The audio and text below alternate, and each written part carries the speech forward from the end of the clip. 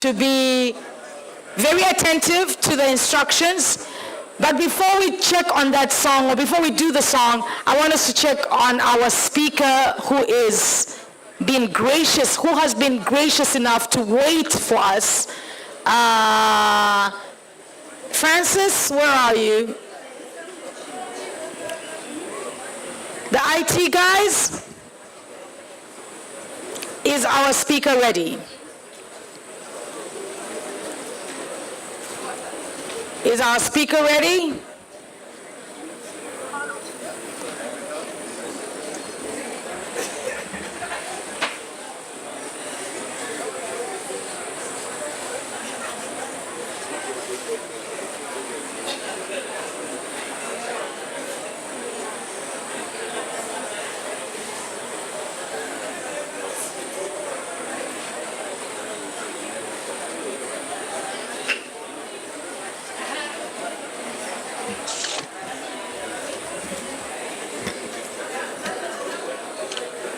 The IT guys, are we ready? Please get in touch with him so that we can, okay. Okay, while we wait for our next speaker who will wind up the first session, let's all be upstanding. Be upstanding. Like I said earlier in the day, this is the real Africa, so the heat lives here. The sun lives here. And we just want you to get enough vitamin D and to be black like me. Yeah, because the sun will just feast on you. Yes. Okay. Are we good? Are we all standing? Okay, so this is very simple. You will need to all be in the aisle because the song needs you to walk around. So in the aisle. And then for the high table, you will also gently, I request that you join us in the aisle. Can I have a roving mic? Because for me to sing, I need the IT, I need a mic. In the aisle, yes.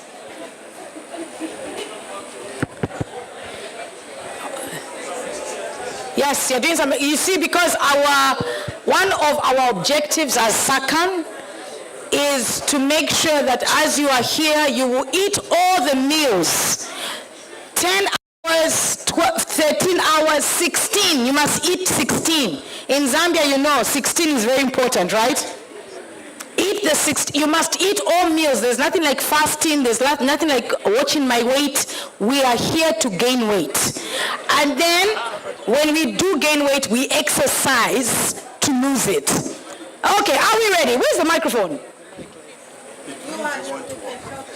Okay, but I wanted to, okay, so when the microphone comes, I will be going around with you. But for now, okay, the mic is coming. Mic is coming, run! I'm running.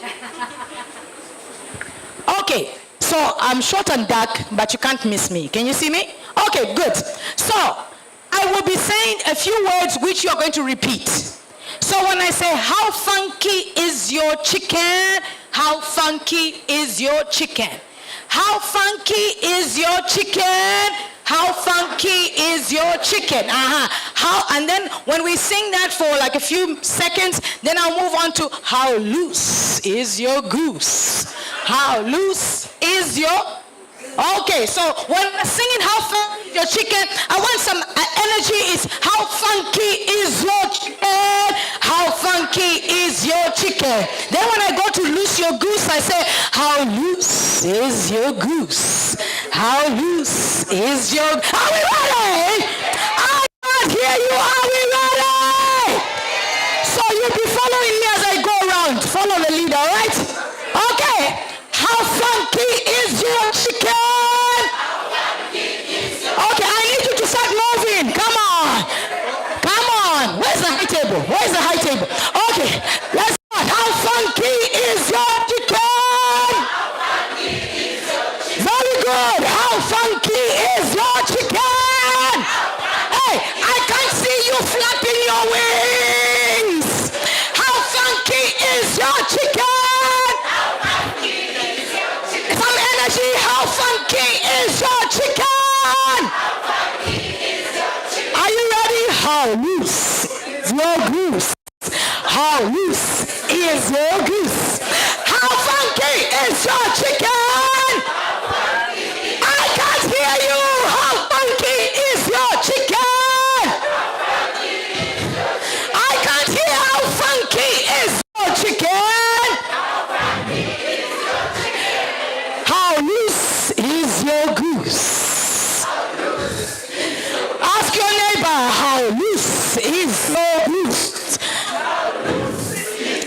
I can't hear. How funky is your chicken?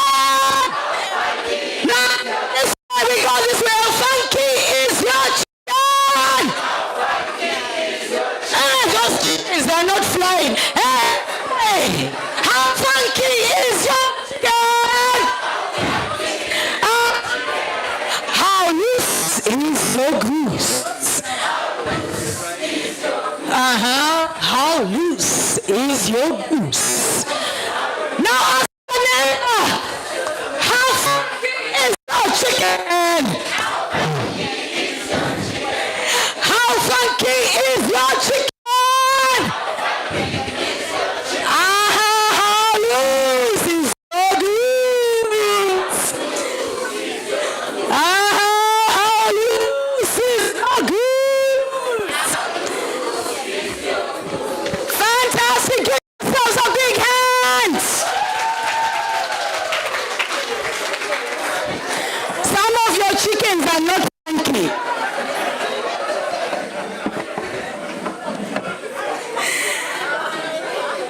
Fantastic. Some of you are too serious for life. Once in a while, you need to laugh.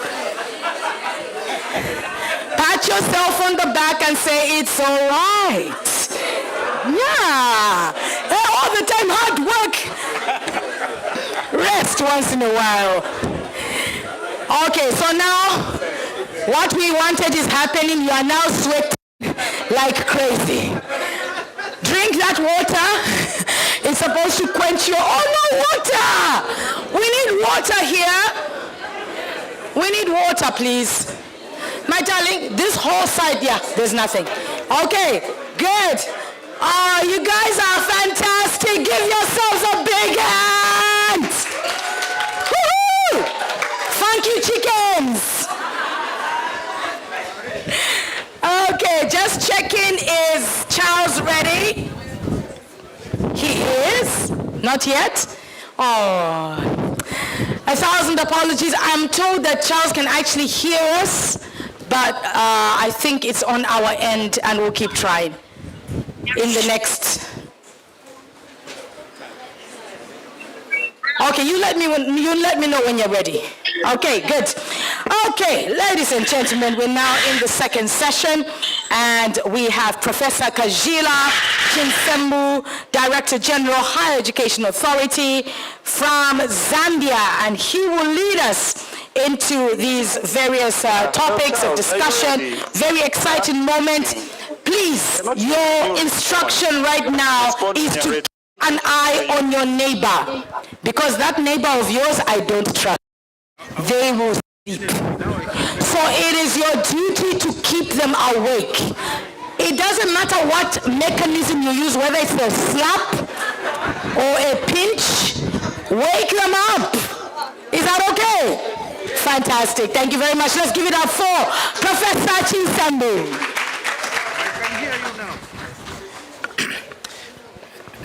Thank you. I will not be as energetic as Kunde. I hope you can hear me. So we will have our plenary session. Plenary means everybody should be here. So we hope everyone is here. Those who are outside, please come and join us. We have two presentations. The first is implementation of African standards and guidelines in higher education. And the second is benchmarking the South African CHE's standards with the African standards and guidelines. So may I invite the presenters of the implementation of African standards. Please, the presenters, Zvivo, Kwandai, and Chabata. All right. The floor is open for our first presentation.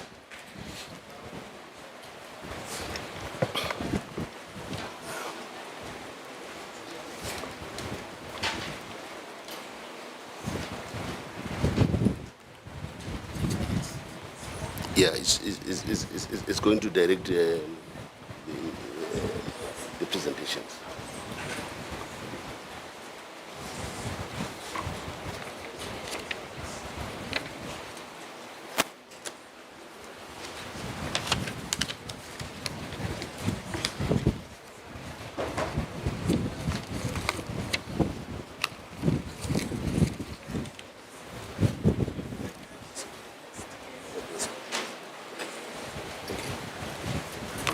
Good afternoon, ladies and gentlemen.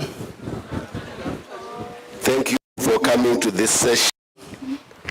I'm going to do the presentation on behalf of Professor Kuzvinetsa Dzvimbo, who is the CEO of the Zimbabwe Council for Higher Education, and also on behalf of Professor Chabata, who is from the University of Zimbabwe. So I'll do the presentations. Probably before I start, let me say that it's always a pleasure to present in Zambia, overlooking Zimbabwe. We have been together with Zambia for many years. We are like twins, Siamese twins.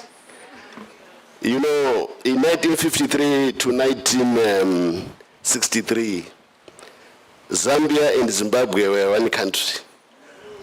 Yes, we were one country under the Federation of Rhodesia and Nyasaland. That is where the idea of being twins comes from. Then we don't know what happened. There was a breakdown. Some argue that the then Southern Rhodesia, which was Zimbabwe, was getting more share of the resources. I understand the Kariba Dam was supposed to be somewhere, but those then in power pushed it a bit south, closer to Harare, then Salisbury. When you look at the map of, when you look at African countries where they are listed, Zambia and Zimbabwe are always very close. Zambia, Zimbabwe. You look at all countries in the world, you see that Zambia, Zimbabwe. So we are always together. And the previous speaker also talked about Zambia helping other African countries. The most beneficiary was Zimbabwe. And Zambia paid some consequences, and we appreciate that. And thank you very much. And yesterday, when we were coming here, passing through the border was just like a formality. We are one. You will not feel that you are crossing into Zambia the either way. So we are happy always to be here. Last year in July, we were also here, overlooking the Zimbabwe, over the Zambezi. And we are the only countries with Z as a boundary, and also Zimbabwe, Zambia. So we are always happy to be here. Thank you very much. Ladies and gentlemen, when other speakers were presenting, I was touched. And it appeared I ended up not going through my speech about the quality of education in Africa. Another presenter made me to think about Malcolm X, talking about don't think that because you have universities and colleges, you have got education. Malcolm X was talking about this in the United States. Then another one, Zheng Zhao, when he was addressing in the United States, he said that not every education is education. Some education is oppression. How does education become oppression? When we take parents' money, students' money, and we give them substandard education, we have created oppression because they are worse off. if we go in the Bible, Matthew 13, verse 12, you are told that to those who have more will be given, those without, what they have will be taken away. As universities, are we not taking away the little resources we have through fees and make our students worse off? It's my pleasure, ladies and gentlemen, to talk about how ZimChair has implemented the African standards.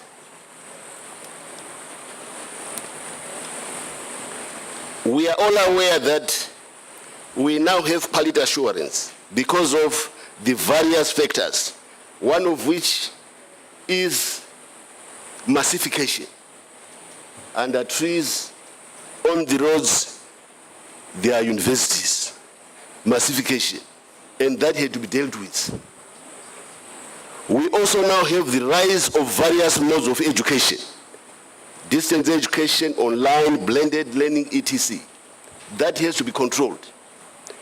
You are aware that there is a stigma with certain modes of education. It's only now that some modes of education are being accepted. That if you have done this type of education, you are not educated. When most of our ages were at university, there was nothing like quality education. Yet there was quality education. There was no quality assurance, but there was quality education. The rise of credentialism, the rise of diploma disease. Though Ronald Doe talked about diploma disease in 1972, I think it's now really worse, where people buy degrees, etc. We also now the idea of diploma mills, milling companies of giving degrees. I think the Director General gave indications of that happening in our countries. Ladies and gentlemen, we are also aware that we now have what we call the new public management, managerialism in higher education, that universities have to be managed to ensure that they provide quality education. Those are the various factors which brought about quality assurance. And as a result, a number of regions, a number of continents now have quality assurance standards. You are aware that we do have various bodies. Europe has got ESGQA. We are also aware that we have the Asian University Network in Southeast Asia, and in now Africa, we now have the African standards, which shows that the idea of quality assurance bodies is now a global phenomenon. Now, what led to these standards? I will not go in detail, but to say harmonization, which is key. That is Africa, we need to harmonize our standards so that we can enhance student mobility, we can also ensure recognition of qualifications. Globalization and internationalization. We are all aware that on most continents, North America, South America, all over, the idea of internationalization. So by having the African standards, we are also internationalizing. Another factor, expansion of higher education, resulting in concerns about quality. In Africa, of course, you are aware of the African Union Agenda 2063, that we must have regional integration. Donor partners, they also put the pressure that you need to internationalize and have the best practices. And of course, they need to accredit our programs. How do we explain all this phenomenon? We can simply summarize it through what we call the neo-institutional isomorphism. The idea whereby institutions, continents end up being similar. Through coping, what we call mimetic forces. Through force, when donors say do A, B, C, D, that's force, which is cohesive. Then another one is about norms, that we need quality standards in order to have good education. Those are the norms. And we summarize those under neo-institutional isomorphism from Powell and D. McGeough, who argues that organizations end up being the same. So somehow, our adoption were related to those factors. However, As ZimChair, Zimbabwe Council for Higher Education, the regulated body in Zimbabwe, we did not just say they are African standards we are now implementing. We did what we call an anticipatory policy analysis, or what we call ex-ante policy analysis, or what we call prospective policy analysis. When we are doing policies, we need to analyze in advance before implementing a sort of feasibility study. So the Zimbabwe Council for Higher Education did an ex-ante policy analysis to say, should we adopt these standards? And our results were very clear. It would mean enhanced educational quality based on international standards. It would mean global recognition of our ZimChair and also of our institution. It also meant increased confidence in our education system in Zimbabwe. It also meant improved student employability owing to better education. It also meant increased accountability and transparency. I'll talk about how the African standards did increase accountability as well as transparency. It also meant increased opportunities for improvement and the attraction of partnerships and funding. Reputation-wise, we no longer talk about Zimbabwean standards, we now talk about international standards, which means it's going to enhance our reputation. And finally, it strengthens collaboration regionally and internationally. The previous speaker talked about that. We cannot do that without collaboration in our standards. What are the objectives of these standards? Most of us, you are aware that basically it's about having the common framework, it's about having mutual trust, it's about quality improvement, it's about transparency and accountability, and also to build sustainable quality culture, and again to enhance international competitiveness of our education. We can no longer just operate silo in our standards. We have to go global. But you realize that we don't just want to go global. We have also fine-tuned the African standards so that we can make them homegrown, and we'll demonstrate how we made them homegrown. So that is not just about cut and paste. As you are aware, ladies and gentlemen, the African standards have got 3 parts. The first part, what universities should do for their internal quality assurance. And the ZimChair was there to work with the universities to create those standards. Part B, what external quality assurance agencies, such as ZimChair, should do to work with the universities and also to do their quality assurance. And the Part C, what should we do as external quality assurance agencies to ensure quality? So we are not simply saying universities do quality. The Africans are saying, you agencies, you ZimChairs, where is your quality? And the ZimChair has looked at all that. I'll look at Part A. Or probably, that's a summary you will get in the African Standards booklet, where they'll tell you, Part A, what universities should do. Part B, how agencies like ZimChair, like Higher Education Authority of Zambia should work with the universities. And Part C, how the external agencies should do their own quality assurance. Ladies and gentlemen, you are aware that the African standards have got 13 standards. 1 to 13. Those are the African standards. And I'm sure most of you have those standards in one way or the other. So what did we do as ZimChair? Did we take them in total, or we made some modifications? I'll demonstrate in the next slide. Or probably before we go to the next slide, let me look at Part B. Part B says, Standard 1, external quality assurance agencies should help universities to establish a robust quality assurance system and ensure quality culture, benchmarking, and compliance. And that we did with our universities. What we do? We first craft a draft, then we send it to universities for their input before finalization. Standard 2 says agencies in consultation with the higher education institutions should develop standards, guidelines, and processes for implementation. Those guidelines were presented and they were adopted by council. Standard 3 says the standards of working with universities should be predefined, reliable, published, and constantly implemented. So we created those standards and created a booklet which universities can always refer to. Standard 4, independence of evaluation.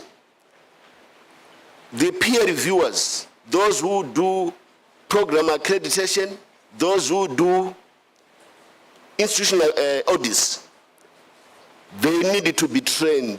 We don't just get them and say you are now a peer reviewer. You go through training and we assess you. If you don't do well, you are not deployed, because you must master quality assurance so that when you go in the field, you are confident of what you are doing. So we assess after a post-training so that we know that the people whom we deploy are competent. They have an appreciation of quality assurance standards. Then the council should make decisions.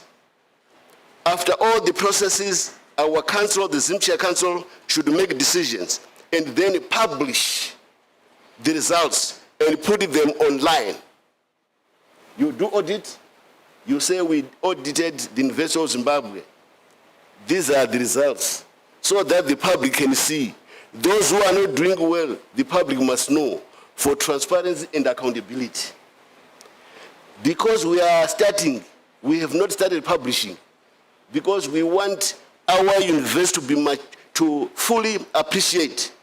In the second round, we are going to publish so that all the university results about their audits, they will know who is doing what, who has got no students, who has got no lecturers, who is doing any breeding.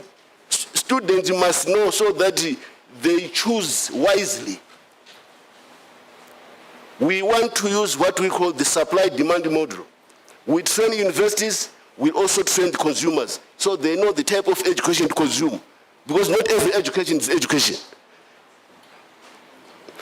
And of course, we have got a cycle, 5-year cycle of program accreditation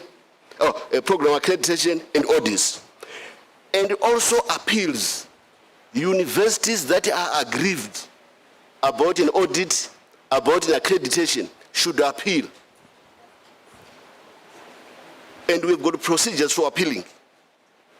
So if we don't do our work well, the institution can appeal to higher authorities for redress. Those things are already taking place in the Zambia.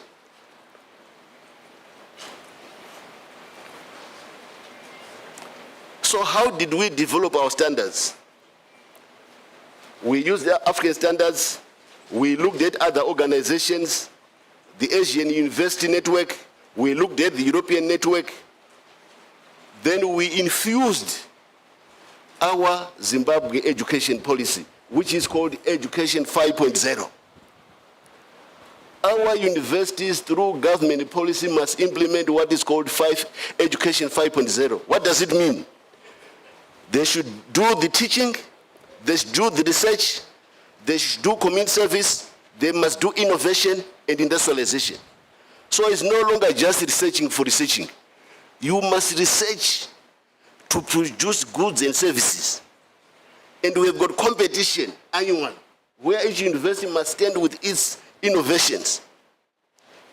Community engagement, we've moved a paradigm shift. Is no longer saying I'm serving in Senate, that's community service. I'm doing this, that's community service. We now have community engagement where we must go out and solve local problems. Universities should be center of action for local problems and solutions. Then Zambia came up with 17 standards from 13 African standards. What are those standards and what did we do to end up with 17 from 13? We added vision, mission, values, and culture. A good university must demonstrate values, and also culture, organizational culture, which is key to transformation. Governance, we separated. We said the council is there for governance. In the African standard, there's management and governance. We said, no, let's separate. The governors must govern. Then we ended up with leadership and the strategic management. University leadership should lead and do strategic management, which are unique to university leadership. HR, we left it. Physical facilities, we left that. Financial resources, we left that. Then standard 7, international relations, partnerships, networks, internationalization. So a university must connect internationally, locally, and the like. The university is the light of the community and must develop networks with the local community and everybody. Then we created another standard, which is called internal quality assurance. You know, if we just give the university the standards, they may not be in a position to know what to do. So we have got directors of quality who operationalize quality assurance. And they are accountable also directly to ZIM chair. So they are the small ZIM chairs in our universities. Those who work with the universities, and they also, of course, work with the people in our universities. Then student recruitment, curriculum design, research and innovation, student services, community outreach. I'm sure you can see that. So what did we do? We also disaggregated. Those standards which were too aggregated, we disaggregated for ease of implementation. I will not take time on conceptual analysis. What we did there is that we explained to everybody what each standard means. When we say community engagement, what does it mean? That was our conceptual analysis, which is descriptive analysis, which would help understanding for all the stakeholders. I'll then show you how do we apply the African standards when we do our audits. The ZIMSHA Act says universities should be audited. And auditing means checking that there are systems in place for quality. We don't check quality, we check systems. And we are grateful to our authors of the Act, because by 2006, when the ZIMSHA Act was formed, was put across, they had thought about that you don't just have standards, check the internal quality assurance system to see whether there are policies, there are systems in place to produce quality. Why do we do audits?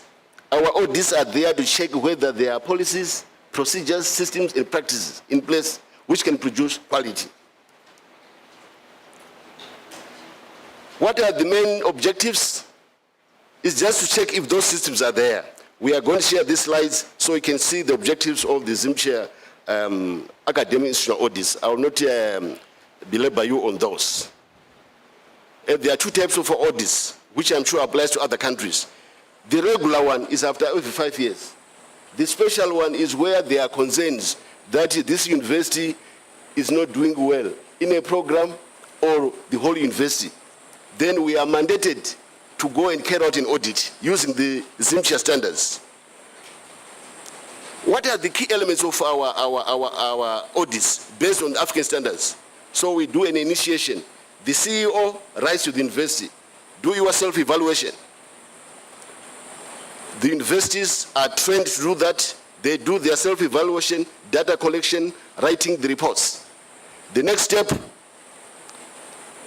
we build a team of peer reviewers who would have been trained and assessed. And those who qualify will then constitute a team. Then the oversight visits. Then decision making by council. If there are challenges, they would appeal. We have not gone through the internal quality assurance in terms of manual, but we are implementing those standards as part of Part C. But we still have to do more under that. We also do program audits with those standards, 13 standards. It's not just we use those 13 standards. What are the benefits as I move towards my conclusion? The benefits are international visibility has been enhanced in our view, has improved our audits, has strengthened our internal quality assurance units. Student engagement and stakeholders are now involved, and has also enhanced our operations at the ZIM chair. Of course, there are challenges: inadequate funding, staff shortages, some resistance. In conclusion, just to manage time, the African standards have been beneficial in various ways. They have enhanced quality assurance consciousness in the ZIM chair, in the higher education system in Zimbabwe. We are now aligned with the international standards and also with the continent in general. Has boosted confidence in our academics. Of course, we have to address the challenges which I have highlighted. The future is to focus on establishing a handbook for our own internal quality assurance as an agency. Thank you very much.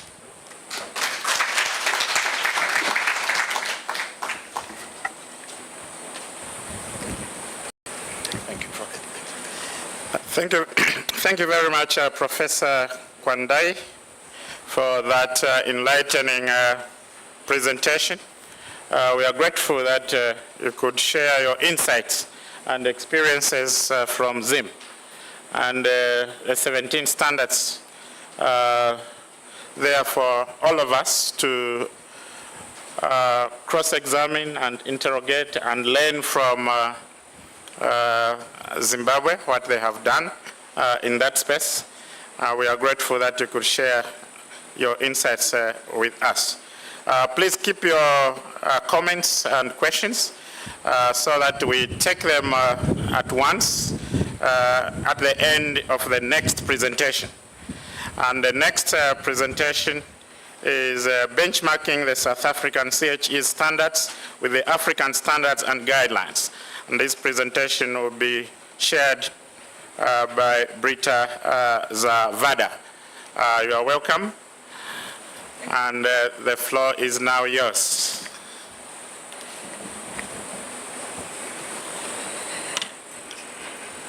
Thank you, Professor Chinsembu. Good afternoon, everyone. I hope you've still got the energy going from the chickens and the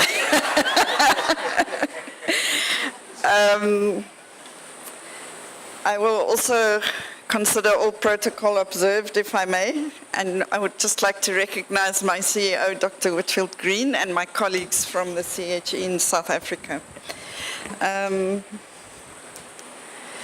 Thank you to Dr. Kwandai for setting the scene, because then it makes it easier. I'll be able to skip some of my slides because now you know exactly what the African standards and guidelines are about.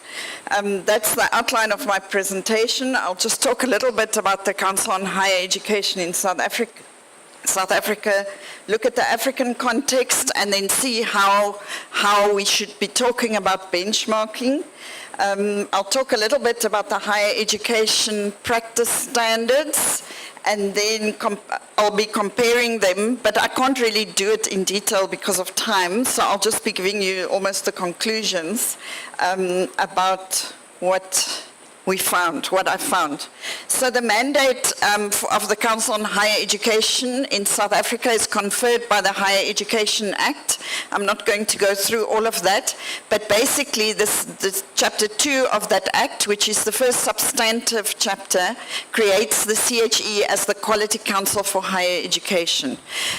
With those duties, and you will see there's research, there's monitoring, and there's advice to the minister, both proactively and on request by the minister. And then the last one, you will see that the minister can give us extra work if he or she so feels like it. And so one of the new pieces of work that we've had to take on is what we call transformation oversight of higher education. And you'll see that that becomes quite important.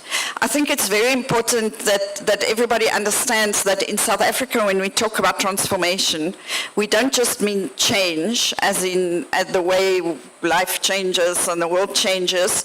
We specifically refer to transforming the country in relation to our history, in relation to undoing apartheid. The second act is the National Qualifications Framework Act, which is specifically set up around the National Qualifications Framework, and the CHE is identified as the Quality Council that looks after the higher education sub-framework and everything that has to do with that. I'm also not going to go through each one of those. You will get the presentations for the detail. So when we look at the African context, you're all aware of the Addis Ababa Convention, which was actually 2014, that's an error. And then the African Union Commission and the African Association of Universities went into implementing the Addis Ababa Convention through the HAQA initiative. We've heard about the HAQA this morning, the Harmonization of Quality Assurance and Accreditation Initiative, which is now in its third phase already. This is in collaboration with the EU, and it's also funded by the EU. So in their first HAQA, they put together a group of experts from 5 regions in Africa, which then developed these African standards and guidelines through, for example, surveys and consultation that Dr. Kwandai just referred to. So they conferred with member states. They also included students in that consultation. So the specific purposes of the African standards and guidelines, I'm not going to go through that because you've just heard it. But maybe on this one I can stop for a moment. They are also intended to be applicable to all modes of provision. And that's quite important for us now after the pandemic. And you'll see also that that plays into how we've done some of the comparisons. They're not meant to be prescriptive. They're meant to lead to enhancing existing systems, develop new systems. And this is important to support the universal principle that institutions are themselves responsible for quality and quality assurance. I think that's one of those principles that we all agree to, that we all uphold, and then respect for the autonomy, identity, and integrity of higher education institutions. So just to talk briefly about benchmarking as a concept. The word benchmarking comes from in the olden times when rifles were still made by hand, and when the barrel had to be they had to make sure that the barrel actually was straight and hit the mark, right? You can't have a rifle that doesn't hit the mark. So they would clamp the rifle on a bench and then check. It's more or less what scientists today call calibrating, right? So that's where it originated from. But then in the 70s, Xerox was the first to then start a proper benchmarking exercise where they looked at all the printers and different companies doing different printers, and that's sort of acknowledged as the first modern benchmarking exercise. And this continued then, mostly in industry, mostly in the production environment. And there is now a journal called Benchmarking, an international journal. Many steps, many models of benchmarking and so on, but not really relevant for us here. So when we look at the characteristics of benchmarking, this is from the literature survey, there are some which are definitely not appropriate for us for higher education. If we talk about benchmarking as being about industrial production, that's not what higher education is about. So we don't want to benchmark in that kind of way. We also don't want to enhance performance and profit in the sense of making, just kind of churning out outputs rather than looking at quality. It's also very much about copying, standardizing, quantifying, and measuring, leading to that increased competition and market share. So you can see very much in the industrial era, so to speak. But what is more appropriate in some of the models of benchmarking is that you want to compare processes, for example, you want to share ideas, you want to creatively adapt and continuously improve both your strategic planning and and your quality assurance. So those are parts of the benchmarking experience that we can take on for this exercise.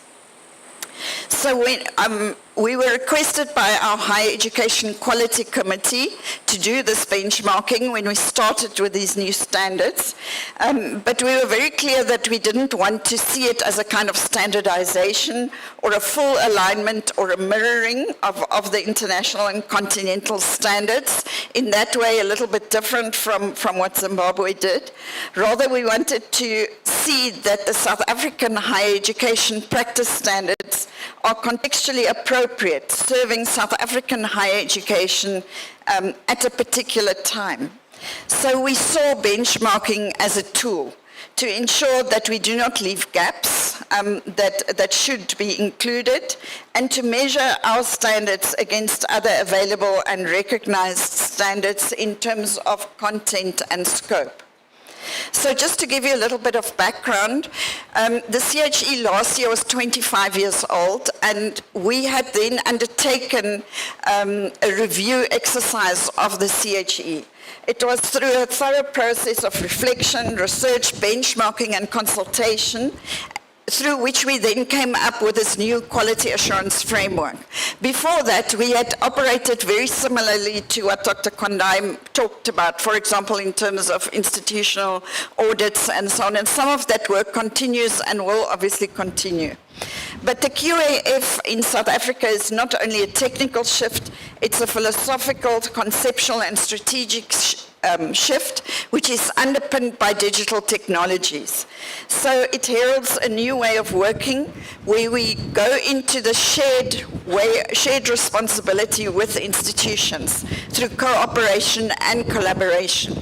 Dr. Green calls it going from just accountability to a stewardship approach where we work together with the institutions to build quality. So all of this required a new set of standards and a new approach to standards development.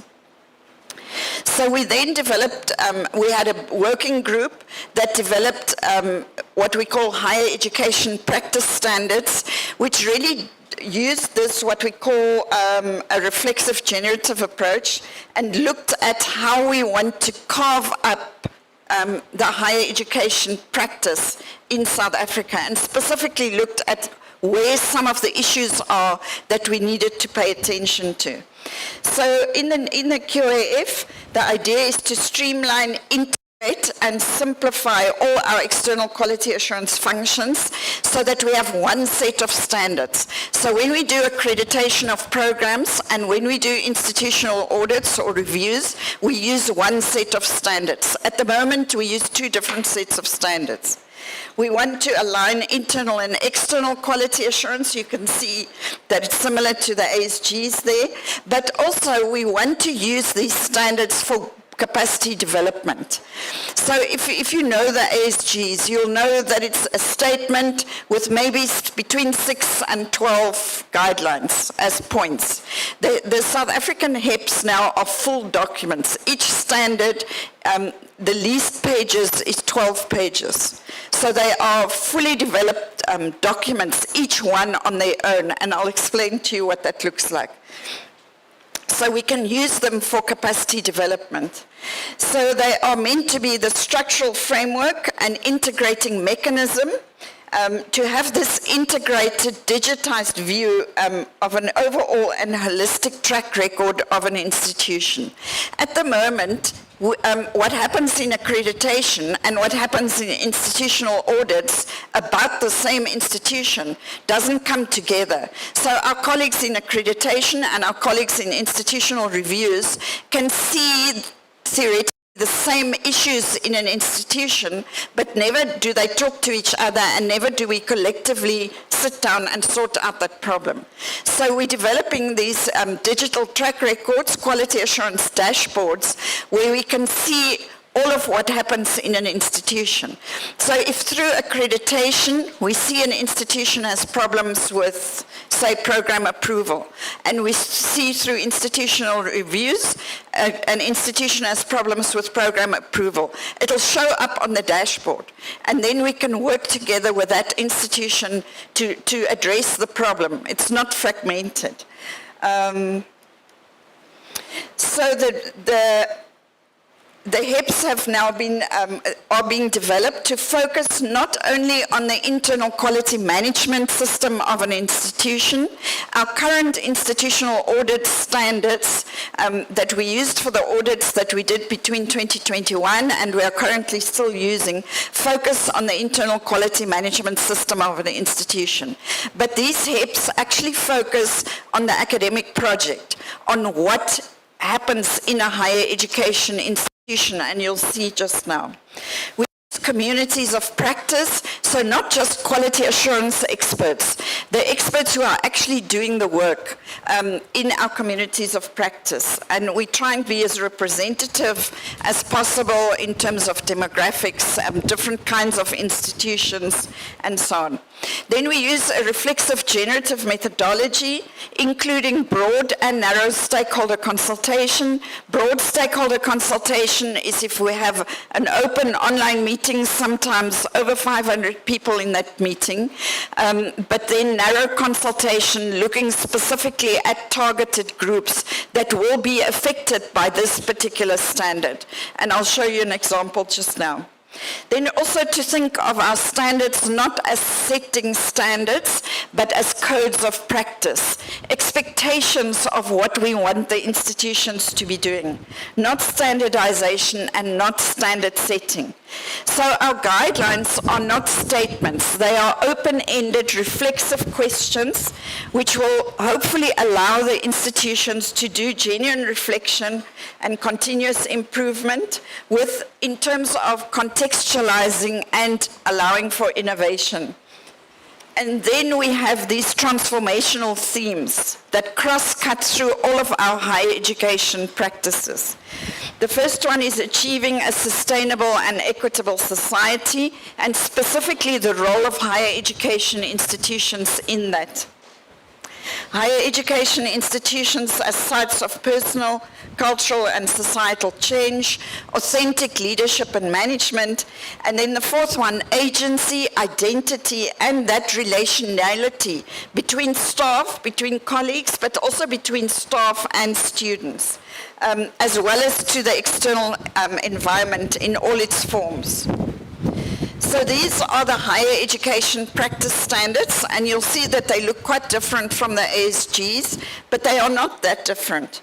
Because if you look at the first one, institutional identity and agency, it's what we all used to do under vision, mission, and strategic planning.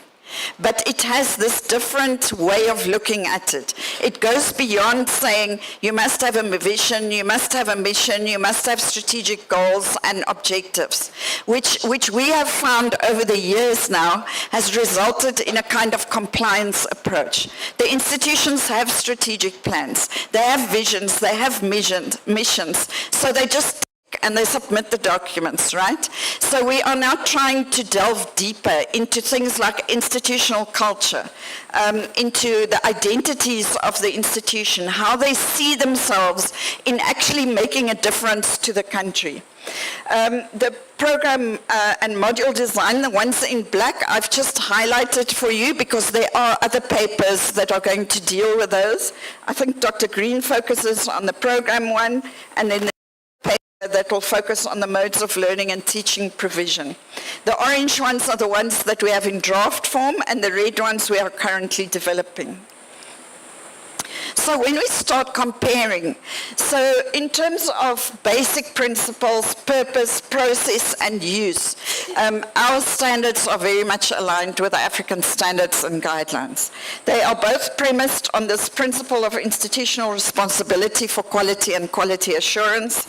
They are both intended for use and to align internal quality assurance and external quality assurance.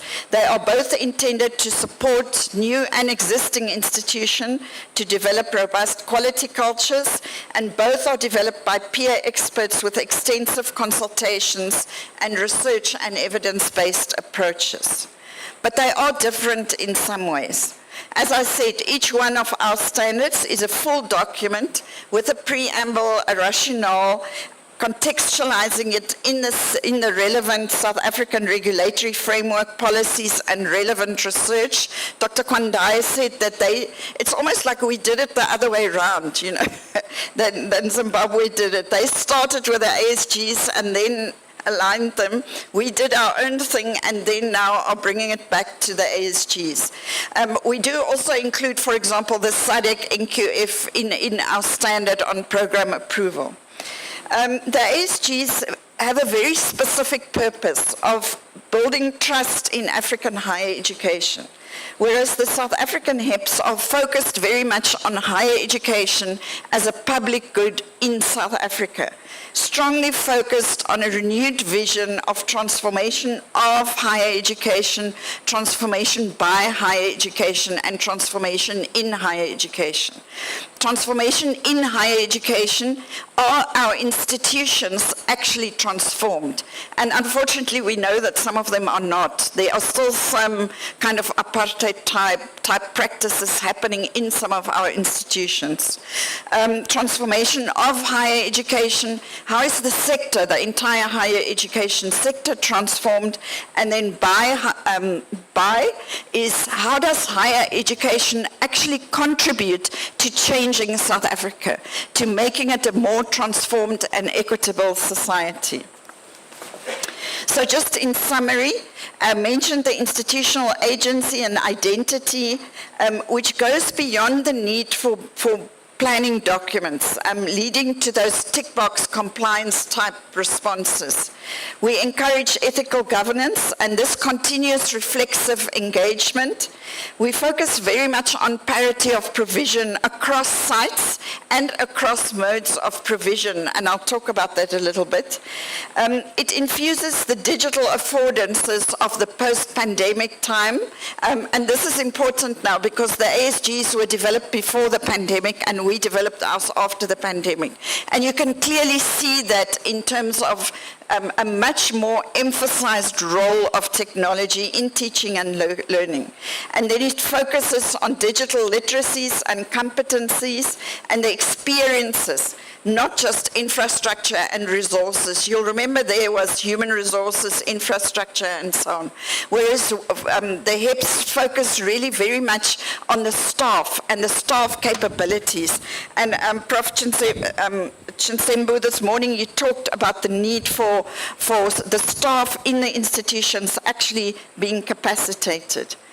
So one of the examples that I also just want to highlight, we typically talk in higher education about articulation between qualifications, about access and so on. And so this is just to give you a flavor of how the HEPs are different. We don't have a HEPs on articulation, but we have HEPs on transitions into higher education, through higher education, and from higher education.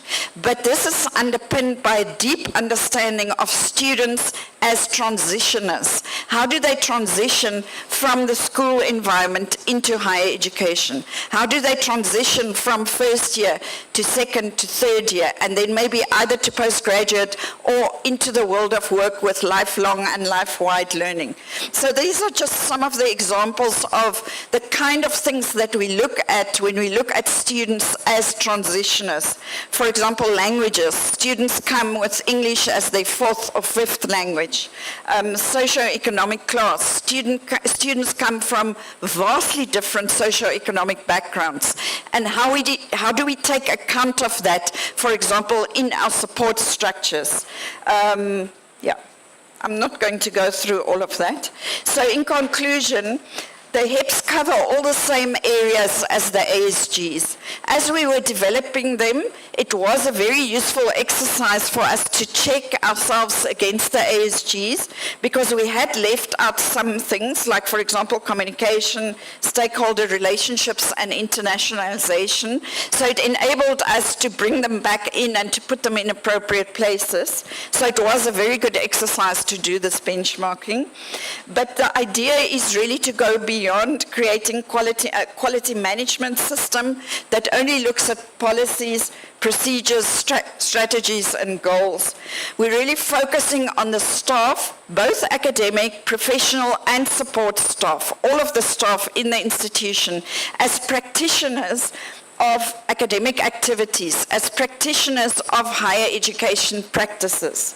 So we focus on the agency and the identity of staff in the institution.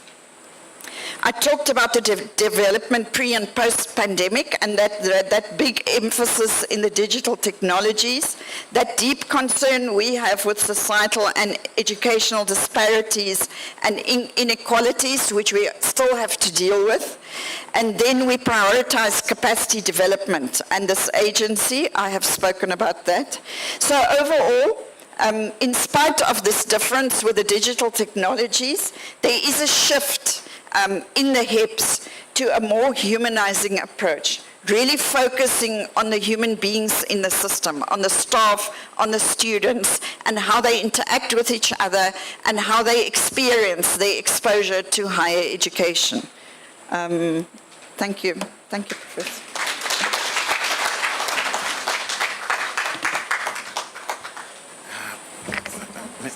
Sit here. Thank you, Britta, for that exciting presentation. When you were talking about benchmarking, I was looking at my boss, who's sitting next to me, the chairperson of the Higher Education Authority, Professor Syakalima. I was looking at him whether he was going to send me again on a benchmarking trip. But I didn't know the genesis of the word benchmarking, but thank you for enlightening us about benchmarking. I didn't know it was connected to a gun. So we have those two presentations from Zim and from South Africa. Both are talking about standards, which we are interested in, standards for quality assurance in higher education. The South African experience of transformation is almost in every sector. They talk about transformation, and it's a very exciting way. We are here also talking about transformation. So we'll open the floor for comments, interventions, discussions, so that we can have an input into the two presentations. So I'll first take 3 questions, comments, and then the presenters are here. Would you try your microphones to see if you'll be able to respond where you are seated? Yes? Yeah, I think so. All right. Professor Kwande, is your mic? Yes, so they'll be able to respond after we take 3 people. So I'll start with the guru herself, Dr. Matuk. Please. Thank you very much. Today is one of the best days of my life. I saw it on the program, but this is the reason why I moved from my home country, Zimbabwe, to go to Ghana as the first continental project manager for the Aqua Initiative until I then left 2022. Honestly, I want to thank you. Those who were in SAQAN in Lesotho, you remember I also came and did a presentation on the African standards and guidelines and the Aqua Initiative in general. But then we were just about trying to wind off and finish up this. My only concerns were then that will it not be like Tuning Africa 1 and Tuning Africa 2? We select people who are properly positioned in the ministries, knowing that they will have to disseminate these things to the institutions. But somehow, I wondered why these things did not filter down in some countries. Right now, we have only 2 countries. I don't know if there are any other countries who have institutionalized the ASGs the way these 2 countries have done. And honestly, may I ask you that we give them a round of applause? It may be out. I'm just attached to this thing. Secondly, I just want to say also, Prof. Kwandai, you presented on the African standards and guidelines. But there are things which are worrisome when they filter and come to the ears of us elsewhere. That despite all this, Madam Britta, we still have compliance issues. You have done great work. And you have disseminated, you have trained. And Prof. Kwandai, you talked about you check systems. Then I think there's a gap somewhere. When you check systems, the institutions know that you end up at checking systems. What do we do about compliance issues? Because after checking systems, we still want to check what has given them. Is it being done? And I think this is the gap we need to address. How else can we make sure that also the notion of policing, where now the vice chancellors and institutional leaders just these things to please you, while we are not building the quality culture from within, which would then be a strong foundation for truthful quality assurance experience. Thank you. Thank you very much. Very loaded. The second contributor, wait, you are part of the presentation. I'll take, yes. Yeah. Okay. Yeah. I am the DVC for Copperstone Research. May I be allowed to sit? To sit down? Please stand so that we can see you. I will speak with Professor Kwandai. Yes? Kwandai, yes. I like the material that you've presented on the African standards and guidelines. I think it's a gospel truth. We want to replicate that wherever we go. Now, the question is, while we speak about upholding these standards and guidelines, don't you think we are too quick to rush into remedies? We haven't gone into causes. We haven't gone into effects. Don't you think we are rushing? I like your story when you say that there was no quality assurance. Although there was no quality assurance, there was quality education. And that is the experience of Zambia too. In those days, when you are called a graduate, we are the only one university, you are a graduate in the highest sense of the word. We share that common history. Don't you think? Can you make it short, please? Yes, please. Don't you think that we should go, before we speak about remedies, we go into what has gone wrong? For example, just give me a few minutes, Professor. It's important for me. Please?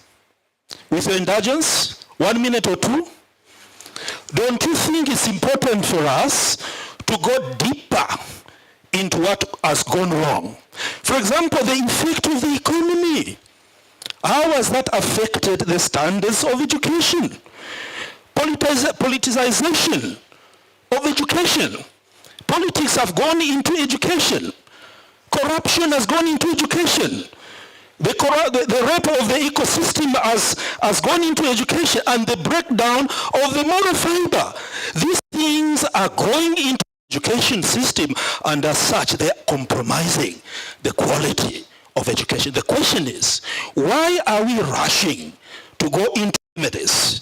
Instead of going into causes, we find effects, and then we are able to see remedies and upgrade the quality of our education. That's my question. Thank you very much. We don't have much time, so we will not go to the third question. I'll ask Professor Kwandai and Britta to respond.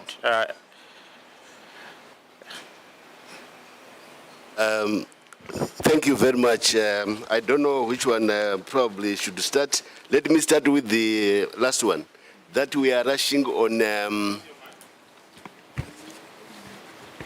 we are rushing on causes, not, we are rushing on remedies, not causes. I would take it the other way around. Or I would take it that within the standards, there are causes. One of the major challenges we have is Africa. We don't understand our higher education. Africa does not understand its higher education and is documented in the literature. Other countries, for example, the United States studying its higher education in 1893 at Clark University. In Africa, we have not studied. We don't even understand our higher education. The postgraduate studies we do, that's not higher education. Studying primary and secondary education, which most of us have, that's not higher education. So the answer is that, do we understand our higher education? The AAU has indicated that Africa cannot continue on using international experts. The first thing is to understand our higher education. Is chicken and egg? Is corruption, poor education a result of corruption, or corruption is a result of poor education? A graduate with graduateness, because not all graduates are graduates. Graduateness is the totality of education of being a graduate, with a clear ethos, with clear principles. So in my view, I would say we want to see the University of Zambia studying higher education as a discipline. China did it in the 70s. They sent their people to the United States to understand their higher education. And the Chinese, unlike Africans, they go back to China with the education. Most of us will remain in the United States and other countries. So I think, Prof, you have asked a very important question. My answer is simply, we don't understand our higher education, and it's high time Africa should understand its higher education. In fact, it's one of my papers here. The role of higher education to understand the totality of higher quality assurance. Otherwise, we'll continue with this debate. Good graduates will produce good economy. But bad education will produce corrupt, selfish, uncouth graduates. I'll end there. Thank you. Thank you very much. I will give chance and the floor to Britta to make some comments on the two questions. Thank you, Chair. I'll also just start with the second one from the DVC over there. And I think, and I skipped over it a bit quickly now, but in this new QAF approach that we are using this reflexive generative approach. And that is very much in the vein of what you are saying, really trying to understand where we are and how we got there. You know, reflecting but then also not getting stuck there, you know, not just looking at what has gone wrong, but then generating innovative ideas to move us forward. So in the QAF, this reflexive generative approach is what we use. Also using communities. I'm not saying it's for all the institutions, right? But it does happen. I'm seeing Precious also smiling. So we had to find a way of breaking that. And so this reflexive generative approach, like really trying to change the way we do things, was our way of trying to break this kind of compliance policing approach. But I do think it's a necessary step. So I think for countries which are just starting out with quality assurance, that first step of accountability, building quality assurance structures in institutions, having the accountability, understanding that the external agency is there to assist them. It's like a first necessary step. But then you have to maybe move to another phase where you now say, okay, now it's not just about meeting the minimum standards. Now we want you to go higher and go better. Thank you, Prof. Thank you very much. We are running out of time. The first thing I want to say is that next year we are going to create chairs in one or two universities, perhaps two. There will be chairs for higher education. the Higher Education Authority will sponsor those chairs. So thank you, Professor Kwandai, for reminding us. We will form these chairs in order to start studying our system of higher education. The second is that we should give a big hands of applause to the two presenters, to the two plenary presenters, Professor Kwandai and Britta. Thank you very much for your insightful presentations. We'll continue the discussions and conversations during tea break. Please feel free to engage with our presenters. And lastly is to thank all of you for the wonderful attention and to invite back to the stage Kunda. Please come and continue. Thank you to all of you. Thank you. Thank you so much. The beauty of doing things on time and sticking to time is that you then give room to the next presentation and you give room to speakers to air their views, because what's the point of attending this if you can't share your ideas? And speaking of ideas, I bumped into I was about to say guy, but he's a man. I think Humphrey. I thought I saw Humphrey somewhere here. He said something provocative to me. Are you there? Okay, good. Just quickly, just share that thought you said to me so that the rest of them are provoked like the way I was. Good afternoon, team. I know you must be wondering. My name is Humphrey Monde, the Executive Director for Unicourse University College. As we are talking right now, there is a new law that has been passed through SAQA that no training institution should recruit any student. It is going to be a punishable offense if you recruit without the verification upon conviction to a period of 5 years. And we're here gathered as training institutions, as leaders. We have no voice. We were not consulted when this law was being passed. So it's my privilege, honor, through DG, that as training institutions, we must come up with a position, because this is not right for this country, Zambia. We have ECZ that does the verification of results. Why should SAQA come in? And why should it be punitive to the training institutions? So Kunda, I submit that this matter, before we leave this conference, we need a proper communique so that we could also address, our leaders, Minister of Education, are here. This should be addressed. Possibly somebody somewhere didn't do a good job. I submit, Chair. Thank you. Thank you very much. The conversations should continue. When we're having our cups of tea, when we're having our lunches, when we are going to anywhere, let's talk, think quality education. Let's talk, think, just the assessments and how we arrive at certain decisions. That was quite provocative, Humphrey, and I'm sure the ministry has picked up on the comment. So, ladies and gentlemen, we now move on to our third session. And our third session is a parallel session, which is going to have Group A, or is it Room A, in here, and Room B will be, as you come out of the auditorium, turn right and just close to where we were having our snacks in the morning. So Group A, or Room A, is going to be led by Namibia. We have identified who from Namibia is going to lead us. And the topic is the future of accreditation processes in higher education, integrating artificial intelligence for enhanced quality assurance.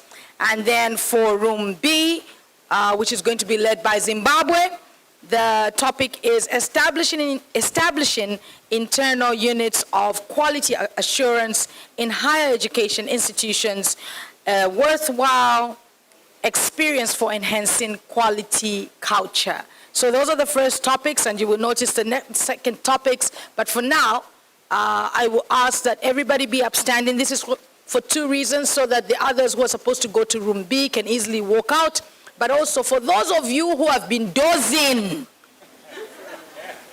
stand up. Please be upstanding.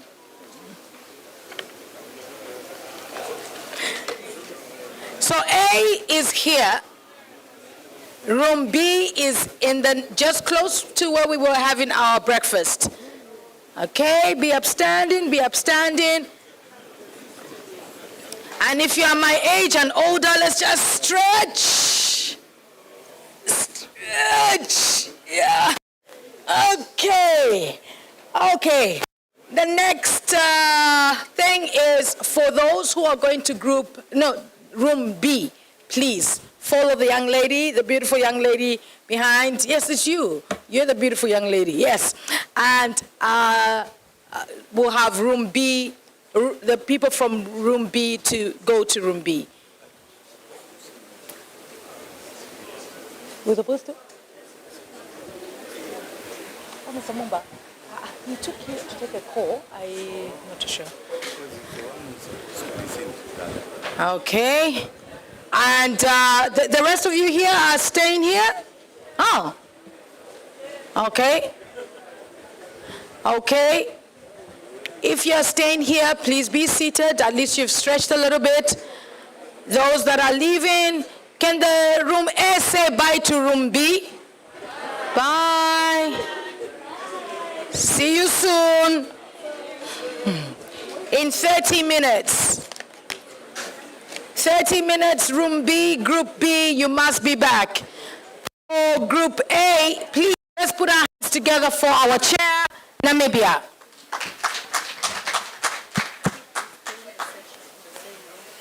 Yes, for the next, yes, Archibia. Okay, so for group B, please stay there until you do your second topic. So we need to do both topics.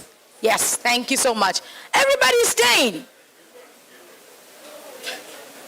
I'll come and bulldoze some of you.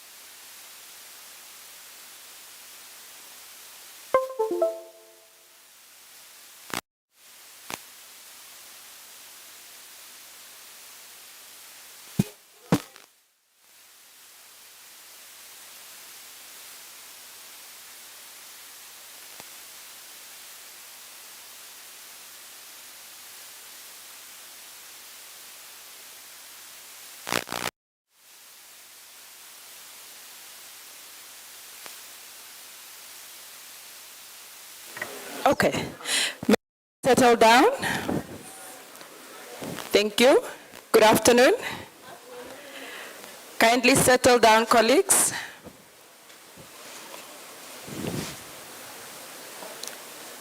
Thank you. My name is Victoria Werner. I am from the National Council for Higher Education, Namibia. I'll be taking us through the session this afternoon, and I hope so far we are having fruitful engagements. We are meeting colleagues and we are networking, and today we really have a unique opportunity to strengthen and harmonize our approaches across the SADC region and beyond.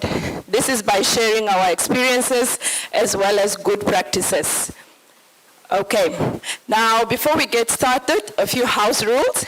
Each presenter will have 20 minutes for presentation. When there's 5 minutes left, I will show the sign that the presenter has 5 minutes left, and then we'll also have 10 minutes for questions and discussions. Okay, we should pay attention and just jot down the questions so that we ask the questions at the end of the session after the presenter has presented. Maybe let me first just do a roll call to see whether all our presenters are in the room, and then they can also give their presentations to the technical team for presentation. Okay, Dr. Revesai and Dr. Guilford, Zimbabwe, are you present?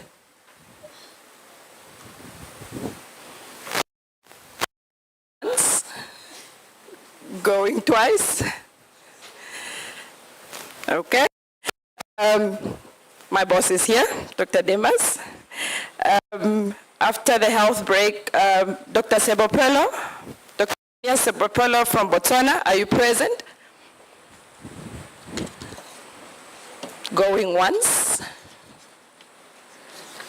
going twice. Okay, they're absent. Or is there an indication that they will perhaps present virtually? None?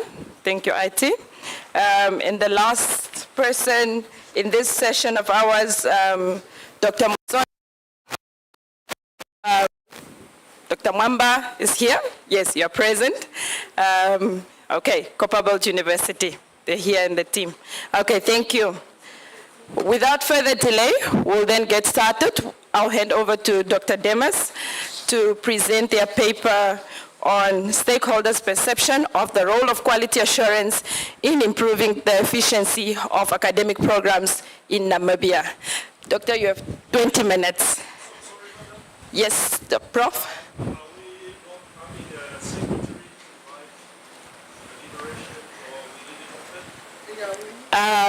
We leave it open, but my colleagues from Zambia can perhaps assist me in this regard. Yes? Yes, I've seen someone there. We are covered. Okay, thank you very much. Dr. Demas?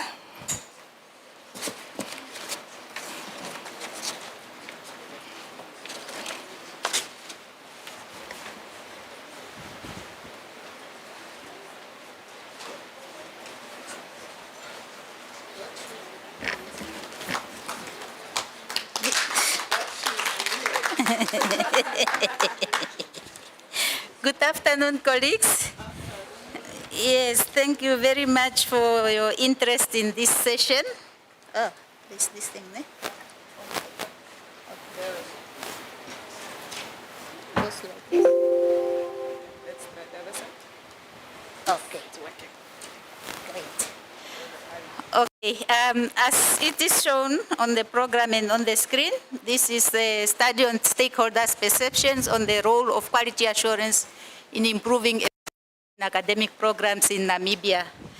It is a study with 3 co-authors, and I'm here representing the team.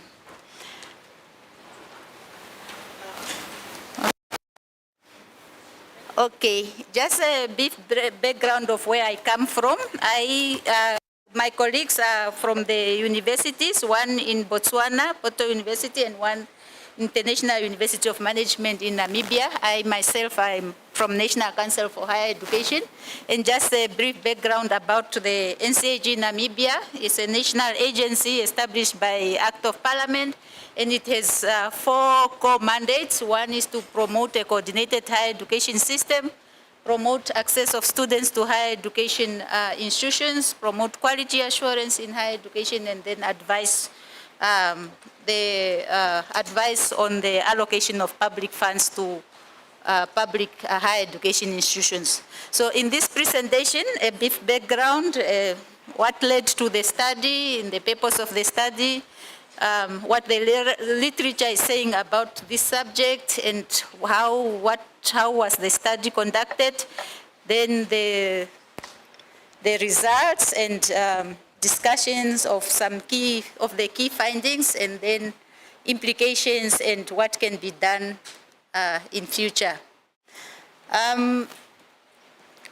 As a way of background, in an education setting, efficient use of resources can manifest when there's observed outcome of education, which is achieved with the lowest level of resources. And this this efficiency can be measured either in terms of efficiency or in terms of student or graduate success.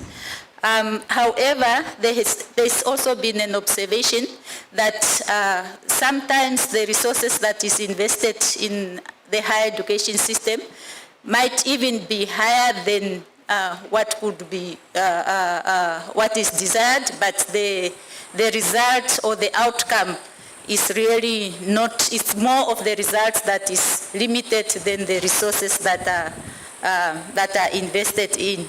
So there is then the concern that this leads to a mismatch between what is expected in the market, because the students or the graduates that are produced from our higher education systems, eventually they are to end up in the market, contribute either to individual or social or national development systems, but there has been a concern that that match between what is produced and what is desired has not been very visible. And indeed, this is also the situation, this has also been the situation in Namibia, where both public and private sector employers have raised this concern. The literature or some scholars have also proposed that quality assurance is actually one of the best ways to ensure that we achieve a balance between the supply and the demand in our market. And it is from this angle that the government of the Republic of Namibia, in the current National Development Plan, has set a target to establish a higher education system that is responsive to the needs of the labor market, and that is to be achieved through a quality assurance system. So the problem that we have identified is that although there are these assertions that quality assurance can assist in achieving the efficiency in higher education system, there hasn't actually been much of the literature that shows the interlinkages between quality assurance and efficiency, and in more particular within Namibia. So the aim of this study was then to explore how the influence of internal and external quality assurance system, how it influenced the improvement of the efficiency in higher education, and from the perspective of those who are involved in the business of quality assurance in higher education, that is now the quality assurance practitioners from the external quality assurance agencies and from the institutions. Key variables or key aspects in this study is external quality assurance, which is specifically focusing on program accreditation, part of external quality assurance, and internal quality assurance that is focusing on internal quality management systems of the higher education institution, and program efficiency, the focus was on student progression and graduate employment. Literature has defined external quality assurance as a mechanism for empowering higher education institutions to engage in self-reflection for the purpose of fulfilling fundamental mandate and enhancing accountability towards its stakeholders, such as students, sponsors, and employers. And program accreditation is one of the key aspects of external quality assurance. In the case of Namibia, we have two components. One is program accreditation and another one is institutional audit. We have also heard the same from the presenters who were here just now. And internal quality assurance is a comprehensive range of activities which higher education institutions are required to undertake internally, including those requirements that are arising from the external quality assurance system or from the regulatory bodies. As I said earlier, efficiency is attainment of a short-term outcomes while utilizing limited resources or little resources. The efficiency of a higher education institution entity can be gauged by its capacity to deliver substantial output while optimizing the allocation of input. An optimal utilization of resources is achieved when resulting outcome of education, such as student achievement or successful integration in the workforce, is attained with minimal resources. Now we look at what the other scholars have said in terms of the positive effect of quality assurance on academic performance. I must say, like I said in the problem statement, that most of the literature, especially in terms of qualitative, does not really talk directly to efficiency.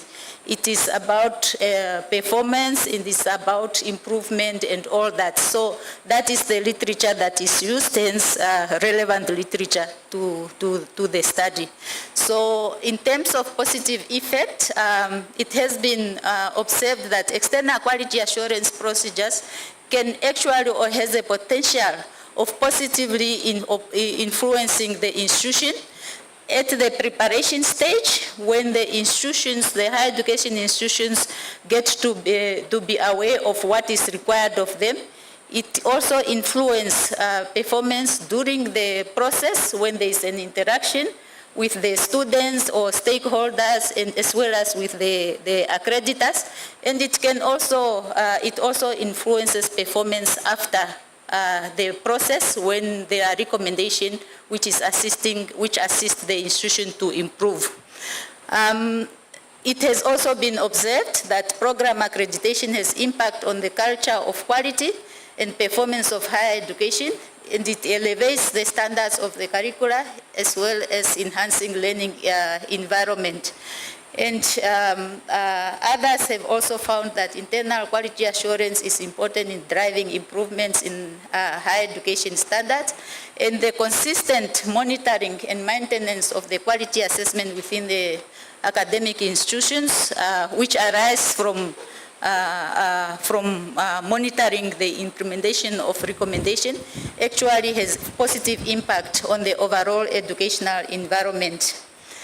There are also critics on the effect of quality assurance on performance, and some of those critics, I think we have just heard a comment here where there is there was a concern of the introduced law.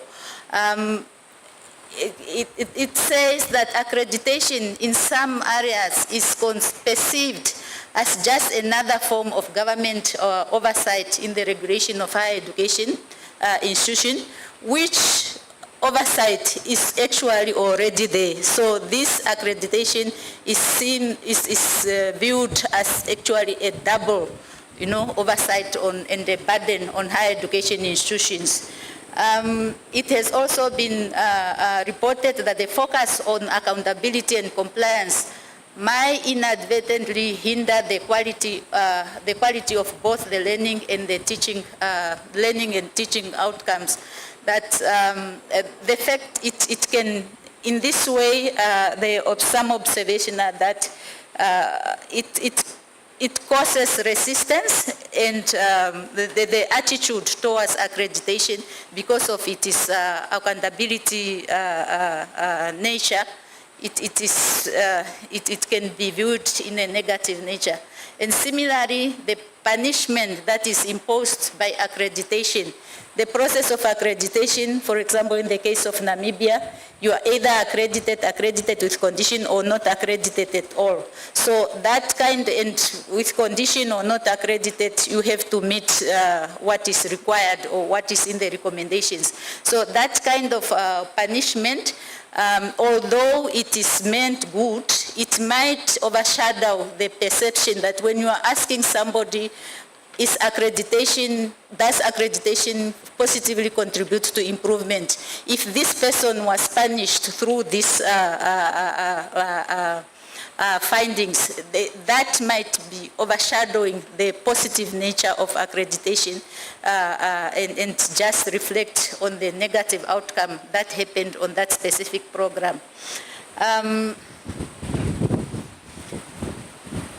And then others also mentioned that authentic and substantial change in university transformation can actually be achieved when it is combined with internal motivation, that accreditation or external quality assurance on its own doesn't actually have much a positive impact on performance, but it is only when it is combined with the internal motivation and ability to enact change within the institution. And then finally, it was also observed that there is a limited and incomplete association between external quality assurance and improvement in teaching and learning, and instead some authors have attested that actually it is, as a matter of fact, internal quality assurance that cause changes in improvement rather than external quality assurance. So those are the, some key areas or some key issues that emanated from the literature that is relevant to this study. So the study was conducted in Namibia, in two public universities, the University of Namibia and Namibia University of Science and Technology. Interviews conducted in 2022, and the data was collected, or information was collected through structured interviews with 15 internal and external quality assurance practitioners, and to ensure that the information collected is credible, triangulation was performed in terms of asking same information from different groups, and just to make sure that there are similarities or there are comparable information between the two different groups. And then analysis was conducted using Atlas TI. So in terms of the result, internal quality assurance was perceived to have a positive influence on program efficiency through improvement of internal procedures. And what I have here are just some extracts of what the participants in the study mentioned. That some said, I would think that quality assurance does play a role, because when the department develop programs and internal quality assurance department is part of the process, then the output will be good. This is more of a belief that even if I really don't have evidence about it, I believe that the outputs will be good. And another one also said that internal quality assurance procedures, if they are followed properly, they have an impact, a positive impact. And that if the university traces its graduate, that is now, if the university has a strong internal system that involves also tracing the destination of the students, then that actually helps to the institution to know what were the weaknesses or which area they can improve from the graduate's perspective. Also, what emerged from this study is that internal quality assurance can actually positively influence performance through job satisfaction of the quality assurance practitioners. Specifically, one respondent or one participant said, you actually get intrinsically happy when you see a process, when you see what the process does to a program that was in a very state of disarray, and that becomes a seamless and things are in place. So actually what this person is saying is that you get a program from the department that is that really needs a lot of help, and through the assistance and working together with the internal quality assurance unit, the program is put on track, and eventually it gets a positive tick from the accreditation exercise. It has also been relayed that if you have the right administration in place Thank you. And the estate is supporting, and there's the right program coordinator. Then all these things, if all these things are in place, then the teaching and learning will be positive. Notwithstanding those positive observations, there has also been reports that the lack of interlinkages between quality assurance and other improvement efforts within the institution can actually compromise the process. For example, there are results from quality assurance, there are results from planning in terms of annual monitoring or statistical monitoring, but the inability to use this in the planning process of the university actually makes it, renders the effect of quality assurance weak, together with the other processes in the institution. So the message is really to say there are other processes that are complementing quality assurance, and if that is not taken care of or consolidated, then we would also not get any positive results. The other challenge, especially from the quality assurance, internal quality assurance practitioners' perspective, is that there are these recommendations that are given. However, because of the weak structures, internal structures in implementing accreditation recommendations, the quality assurance practitioners are actually left helpless, because whatever door they knock, they are told there are no resources, and that then demoralizes them to monitor the progress of improvement. In actual fact, there won't be anything to monitor if there are no resources to implement the recommendations. On the part of external quality assurance, I think the message that came through is that, yes, it is believed that external quality assurance can positively influence performance. However, it's a very difficult game to measure, because it can manifest through different dimensions or different factors, and some of the changes that are occurring might be linked to other things than accreditation. So there was that expression. But it was also reported that, yes, those different factors through which accreditation manifests could be awareness on the role of quality assurance on the program. So what is said here is that now when that awareness is growing, then the perception really becomes positive, because people know that when a program is accredited, it is a trusted program, and when the stakeholders are involved, then when the graduates are produced, those stakeholders, because they understand that this program was accredited and they were involved, then it will be easy to absorb those graduates. So, so that is just what I've mentioned, and that an accredited program is a trusted program, and that bring the positive perspective of accreditation on improvements. However, there are also some factors that negatively affect quality assurance, and ultimately also compromising the effect of quality assurance or external quality assurance on program performance, such as they have been observed that some criteria in the national quality assurance system are very vague, and some of these criteria are the important criteria, like a criteria on the outcome. That is where we ought to measure student progression and graduate employment. That criteria is found very weak, and therefore it doesn't really help in measure. The same with the criteria on internal quality management system. There is no much or sufficient issues to measure so that one can really ascertain what is being measured, but also issues related to economics, the low economic development, and also the recent pandemic also affected graduate employment, and therefore when you look at the program efficiency as a whole, it might not be that efficient because of that graduate employment, and also the lack of opportunities for work integrated learning. So, sorry, Madam Chair, I will finish now.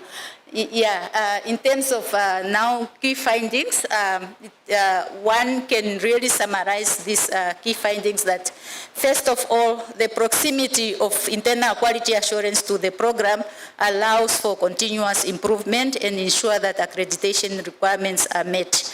Also, the involvement of internal quality assurance unit in the program development might assist in aligning the programs with quality assurance procedures, and that conducting graduate tracer study helps the departments to incorporate the graduate feedback and thereby making internal quality assurance system very useful to the process. One can also sum up part of these findings as a ripple effect of internal quality assurance, that when the QA, the quality assurance positive influence on program has a ripple effect on the practitioners, because if their morale is boosted, then they are motivated to monitor. Then the department are also very much supported, and that really has an influence to the faculty, to the university, and to the higher education system as a whole. Conversely, the lack of administrative and management support demoralize both the staff, the quality assurance practitioners and the academic staff.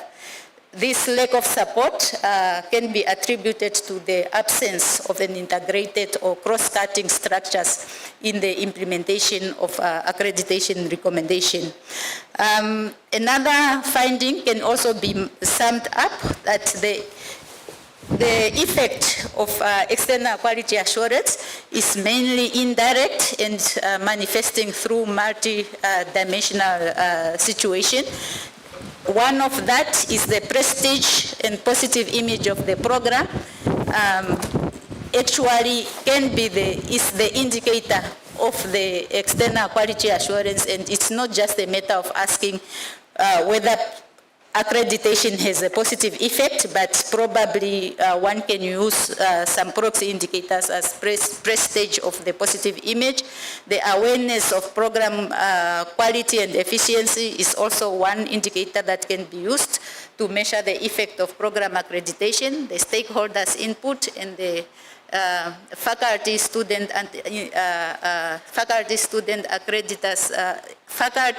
accreditors interaction can also be used as an indirect method of measuring the effect of accreditation. So this result can be aligned or can be compared with other researchers. Some of those have also reported that the external quality assurance capability of improving marketing and activities eventually also enhance institutional competencies. Some have reported that they have confirmed that the ability of program accreditation to impact internal quality assurance, like we have seen some saying when the process, when accreditation raises awareness through the preparation of the program, then that actually can influence the program positively. And then it is also in agreement with those who said that it can affect the programs before, during, and after. There were also then the questions when those who said there are other factors that are influencing performance. They were prompted to indicate which those factors. And they highlighted those factors such as the staff expertise in student support, especially in supporting students to obtain real opportunities. Some said the issues of irrelevant modules. These are now the core modules that institutions have for each citizen of that institution.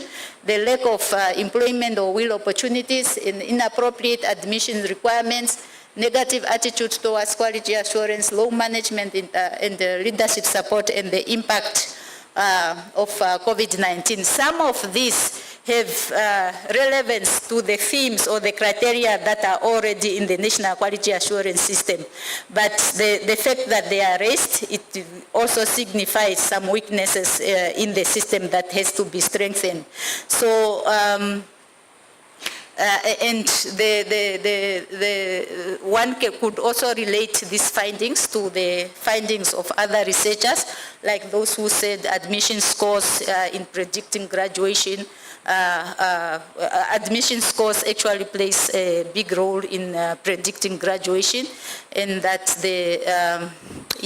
so that is the relevance to other literature, and that with the exception of like I indicated, COVID-19 and employment opportunities, some of these are somehow mentioned, but not to the details that are mentioned by this participant, and that signifies really that perhaps there is a need to revisit the system. And talking about the need, I am now concluding with the implications of the study, that one of the areas that has not been found in the literature before this study is the ripple effect of accreditation on job satisfaction.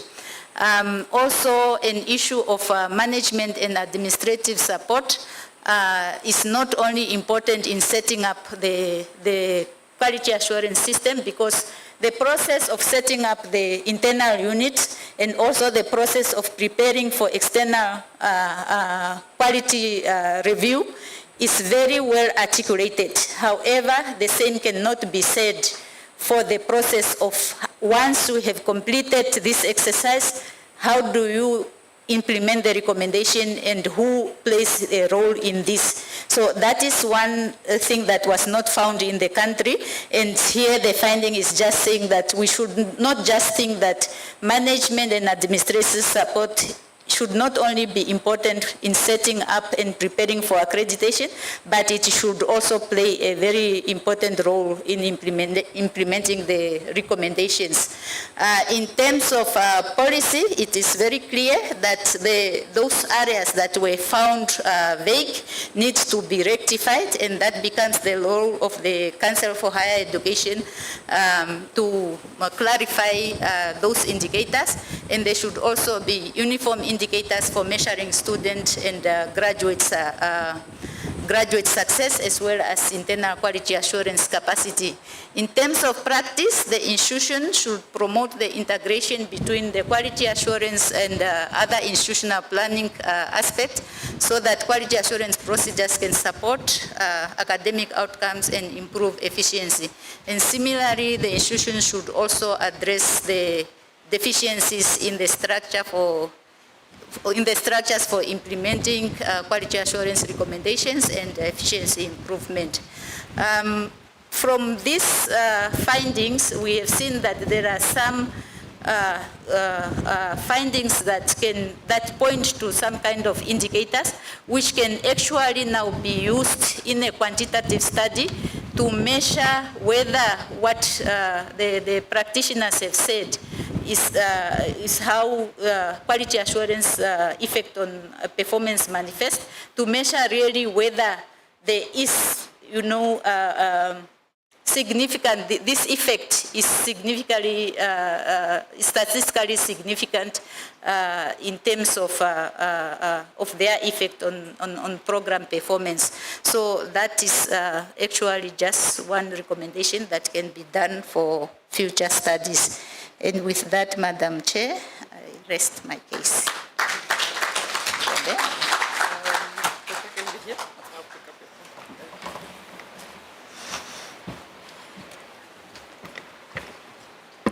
Thank you very much, Dr. Demas.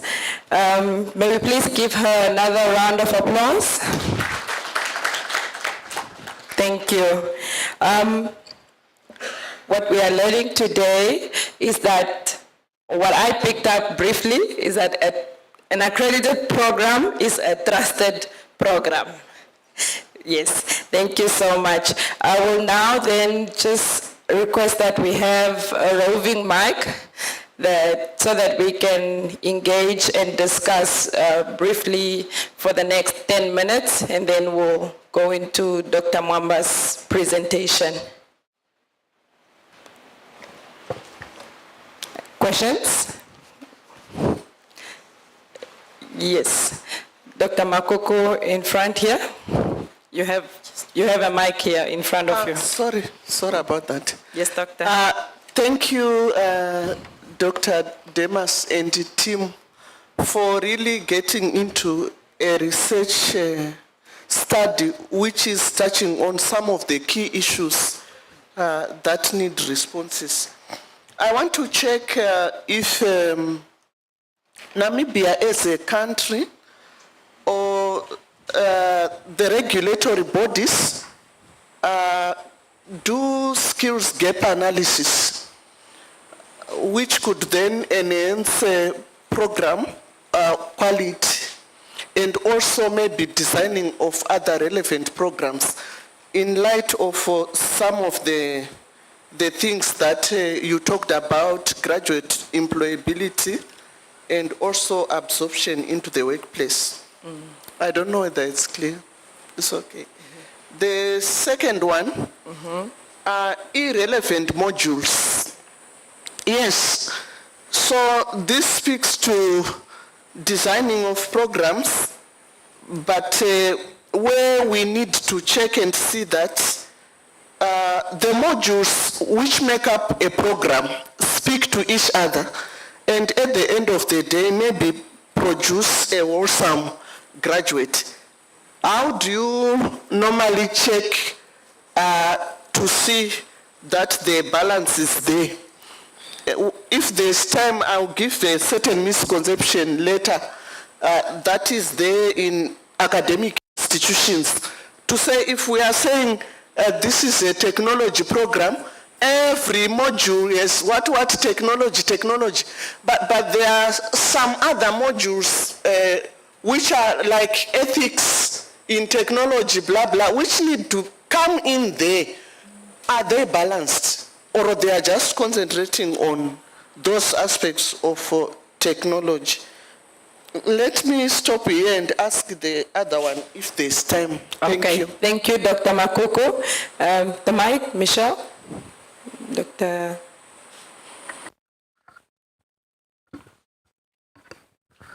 Thank you. Dr. Obololo from the Commission in South. Come again, Doctor.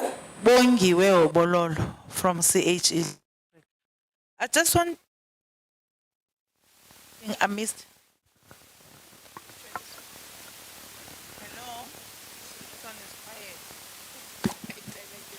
Hello? Yes, we can hear you now, Doctor. All right. I used to think I've got a shop steward's voice. So I wanted to ask that, first on the methodology, I may have missed something. If we can just go back to that slide, because you said you looked at 2 universities in Namibia. I just wanted to check the process of selecting programs that were going to be, be part of the study. And before I comment some of the results that are coming out, which also are in line with the direction that, if you were listening to both Dr. Kwandai and Dr. Zawada, that of giving the primary responsibility of quality assurance to institutions, because you mentioned something like the proximity of the IQA. It's something that people identify closely with, and also the fact that people are saying it's difficult to measure the effect of the external quality assurance. It's me saying it confirms, the direction that is currently undertaken, that of empowering, institutions to do their own quality assurance, so that the primary responsibility lies with them. But there's something I just want to find clarity on the methodology. I didn't get that clearly, and I would like to get more on that. Thank you, Doctor. A last question there, Michelle, at the back.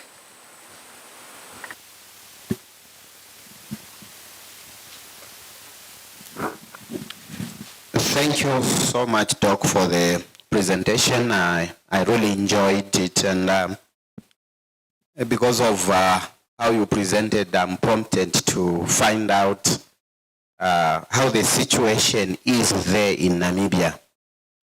I'm speaking pertaining to the point where you said the students who have confidence, if they know that the program is accredited, they will enjoy it, they will love it. Now, in a Zambian scenario, it's most of us schools that we have are in rural areas.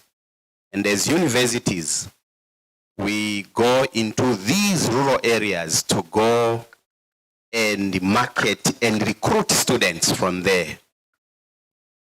And these students are not privy to certain issues that are to do with accreditation. And so me, as a person that is recruiting those students, remember, I'm after numbers. And so how is the situation in your country? How will students know that this program is accredited? Do you do sensitizations to them, or is it so easy for them to easily get information and then they take advantage of that? Thank you so much, Doc. Thank you very much for the questions. I'll then hand over to Doctor.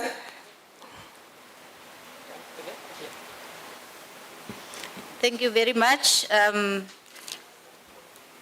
think the first question is whether the regulatory institution conduct gap analysis. Do I understand you to say in the comparison of the outcome with the demands in the market, human resource supply and demand? Yes, that does happen. In fact, the target that I said was set by government in 2017 was based first of all in the preparation of the National Human Resource Plan. And as of last year, again, we conducted a skills assessment, skills audit survey led by our institution. And what we actually found there is that the employers are still saying that they can't find relevant graduates to employ. And when we check their areas of need, are all the areas where the institutions are training. Then the question, and unfortunately that is the question now that we want to pursue, because that did not allow the survey that was conducted, is what actually is the problem. We are only speculating because from another question that says, what are the key issues that you are looking at? They are looking at teamwork, soft skills, and so forth. So we speculate that maybe it is true that the people are being produced, but the lack of these IT skills and this, soft skills and all this perhaps is what the problem is. So the next stage is really now to ascertain to what extent are our programs including this. But I can also tell you that one of our universities, the University of Namibia of recent, has overhauled its whole curriculum to actually embrace the issues pertaining to this new development, and in particular to the industrial revolution's requirement and entrepreneurship. So yes, the answer is yes. Whether all the modules speak to each other, the situation that you described is actually the situation. The universities have what, like if it's a university of science and technology, they would want each citizen of that university to have a bit of clue in that area. So now whether you had mathematics in your secondary school certificate or you didn't have it, it is compulsory in a certain institution, and you have to do it for you to fulfill that requirement, and then it becomes a gatekeeper, and this is the problem that is being narrated in this study, that sometimes somebody who didn't follow the field, a mathematical or science field, at the university you are met with this, and then it becomes a problem. You pass everything and you don't pass this. So we can also benefit from now what you withheld. Yeah. The process of selecting, actually this study focused on quality assurance practitioners. So it is quality assurance practitioners in NCAG, in the external agency, and in the institution. It did not focus on students or academic staff, but these are quality assurance practitioners. And because we are so, the country is small, the target was to include everybody. But of course, there were two who were not available for the study. So the aim was to interview all the quality assurance practitioners in the public institutions and in NCHE. The situation in Namibia is exactly the same. We also have, even in rural areas, in urban areas, there are those students who do not know. What is being discussed here is in the view of the practitioners, and it is, the focus is mainly on the employers, that if the employer knows that the quality, the program has been accredited, then they trust that the students who came off, or if they have participated, or the professional body has okayed that program, then they can easily trust the outcome of that program. So it's not so much from the student perspective, but it is the perspective of the quality assurance practitioners reflecting that when a program is accredited, it's actually a trusted program, and with this, it can help make the image of the program positive. However, notwithstanding, both the National Council for Higher Education and the Qualification Authority, we vigorously campaign within the country to educate the public, and in particular the students and their parents, on the importance of accredited institution, registered institution, as well as the quality assured program. But the situation is exactly the same as we have compared, if we have given the example of Zambia. Thank you. Thank you, Dr. Demas. In the interest of time, Prof, okay, one last tiny bit question. Yes. I agree with you. Just thought for the future. I agree with you when you say an accredited learning program is a trusted program. But for the future, an approved learning program is a trusted program. A good number of us went through an approved learning program. And wherever we went, in Cambridge, in Yale, wherever we went, we succeeded right up to PhD. Think about that. Thank you.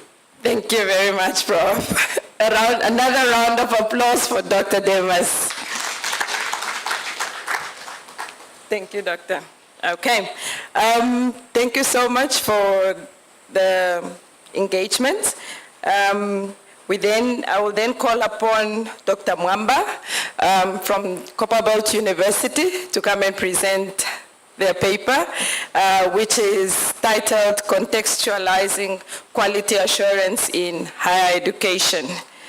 Doctor, you have 20 minutes, and then we'll give 10 minutes for discussions and questions. Thank you.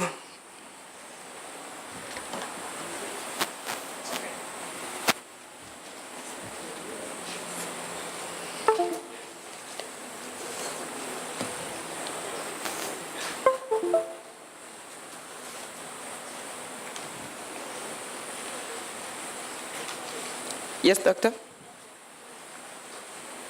The water. Okay, doctor.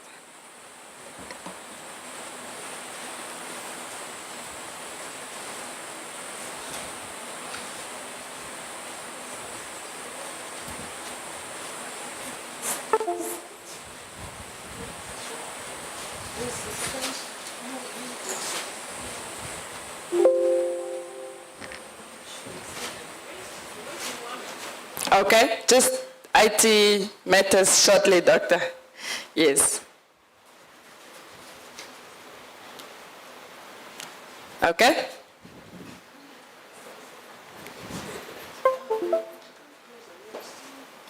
Yes. Okay. Doctor, you will use this one to, to move forward and backwards. Where? This one forward. You press that one and then it will move the presentation forward. So like this? Yes. Okay, okay. Yes. Good afternoon, everyone. Okay. Yes, I think I'll do better there. Moving back.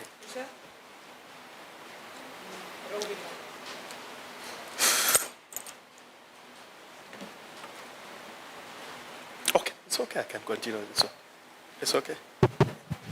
It's okay. Okay.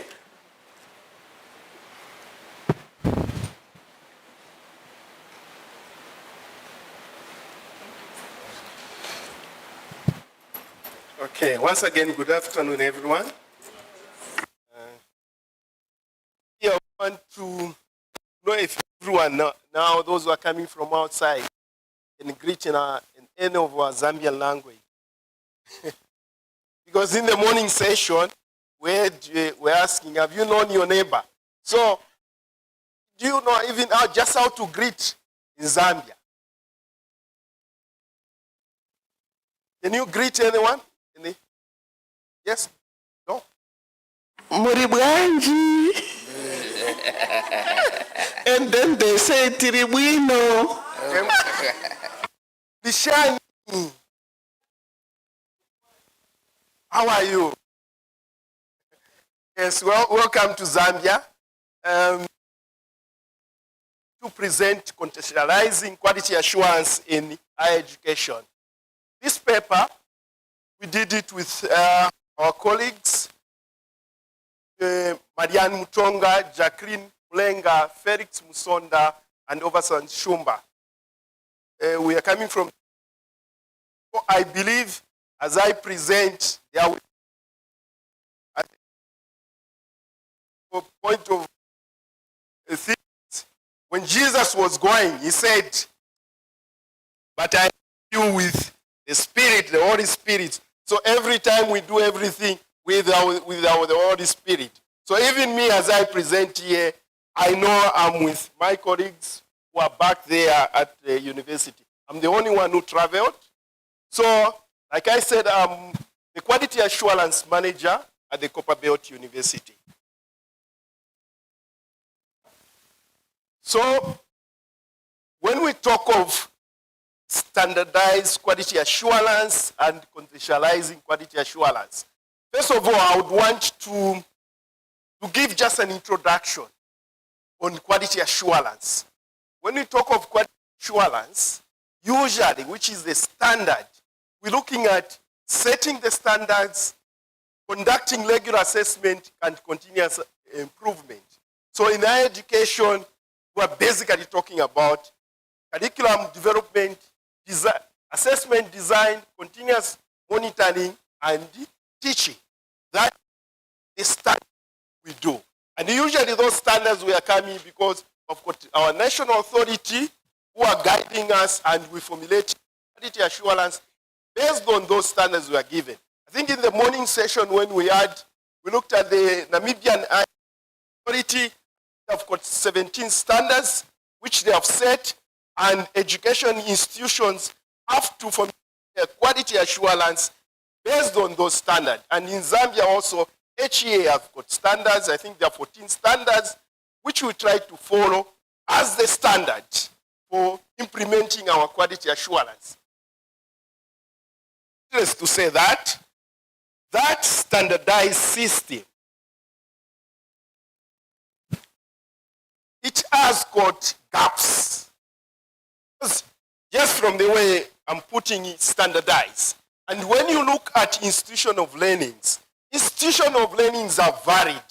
Some are small, some are big, some are in the rural areas, and some have got different caliber of staff, but we all use the same standards. So according to some of the studies, I think the study by Van der Berg in 1998, when Van der Berg did the study, he said institution can have, they can follow the standard of education authority in their country, and they can obtain, but that does not guarantee equality. You can have the accreditation. In this last session, we said, we had, once you get accredited, there is, that program is trusted.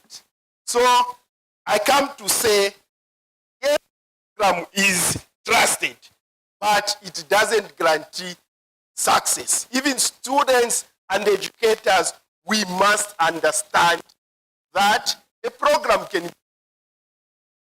but it doesn't, the program is success, is going to meet the needs of the students, the needs of the society. So what does that mean now? That now brings us to now what we call contextualized quality assurance. So in contextualized quality assurance, it involves tailoring your QA processes and standards to specific contexts, needs, goals of individual organization and the education system, according to AVE. So like I was saying, in a standardized, we follow context. So if some of the studies I'm doing apart from this, you'll be able to see that all these standards that have been set based actually on studies on, most of them on developed countries. Most of them were done in Asia, and those standards have been set up, and very, very little studies have been done like in an African context. So basically those standards, they are standardized, actually addressing the unique nature. But once we come to conceptualize quality assurance, you are assured now of addressing those unique needs of the institutions, because each institution is unique in its nature.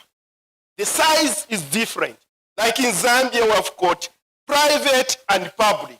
We've got 9 public universities and I think 6 private institutions. When you look at those institutions, they are very varied in the way they have been formed. Even their missions are different, the visions are different, the student population are different, but we all undergo the same process of accreditation and follow the standards without really actually trying to look into the context. So even me, as I come, my advocacy as a quality assurance practitioner is to go into context. Like, quite all right, let's follow the standards, but we should endeavor to go more and go into context. Let's look at, set up your quality assurance system. Look at your mission, your vision. Look at the culture where you are. Look at what are the advantages, what are the opportunities, and then try to use those. That's when you are going to achieve success in your quality assurance. Rather than just following the standards and get accredited, I think, to me, I say it doesn't guarantee success. You need to dig deeper, go into context, address all the contextual issues. That's when you are guaranteed success. The way it operates. So once we talk contextualize quality assurance, those unique aspects in terms of the vision, the mission, they are maintained whilst trying to follow the standards set by the education regulatory authority. So you are going to achieve institutional autonomy, improved stakeholder engagement. When you try to put your QA system into context, you achieve the student engagement. Because you're not just implementing your quality assurance just based on standards. You try to change you're engaging your students, you're engaging the stakeholders, the people around you. You try to listen to their needs. You try to attend to the changing needs of the society. Because in a contextualized quality assurance, you don't just end on those standards. You also look at the cultural aspect of the people you're attending to. So those, because you attend to the cultural aspect, to their needs, to their surrounding, you find your student engagement, your stakeholder engagement is very, very much improved. Flexibility and innovation. We are living in a world where things are changing every day. This issue, we had COVID-19. We had, this time there's issues to do with artificial intelligence. A lot of new things, climate change. With a contextualized quality assurance system, you actually try to embrace all those activities in your QA. So in that way, you would find you're very flexible because you're not just maintaining yourself just to standard to see this is what we are supposed to do. You actually go deeper. You dig. What are the things which are needed? You study your system. You collect the data and try to study that data. Come up with improvement plans. And that will increase your flexibility and innovation. Better resource utilization. Because your institution is unique. Once you study your institution, you try to conceptualize your QA system, you are going to know the need areas of your institution. Where do you need to improve a lot? Where you are not doing fine. So even your resource allocation is going to be better utilized because you are going to prioritize all the areas. In that way, you are better utilizing the resources because you already know. Enhanced global competitiveness. In this world, the competitiveness we had in our area speakers, I think they talked about students coming from Southern Africa, from other institutions. We are competing in a global world. So once you embrace this system, you are better placed to address all the needs of specific different types of students, different types of stakeholders. Because every time your system is searching, trying to see where are the areas you can improve. In so doing, you are also looking at those other students who are coming out. What cultures are they coming with? Can we go within our institution, try to, the way we do things so that we cater for those cultures? And by so doing, you find you become very competitive because all the needs, your education system caters from all cultures and all the people who are coming. Increased accountability and transparency. Because earlier on I talked of the stakeholder engagement. People have been engaged. People have been involved. You would find now there is accountability because people system, the care system which are there, whatever programs you are learning, they have been part of it. Hence, there is accountability, transparency. It's a system which has been put and the people have been involved. Culture relevance. I talked about culture in the other points. With this type of care system, you are looking at the culture aspect.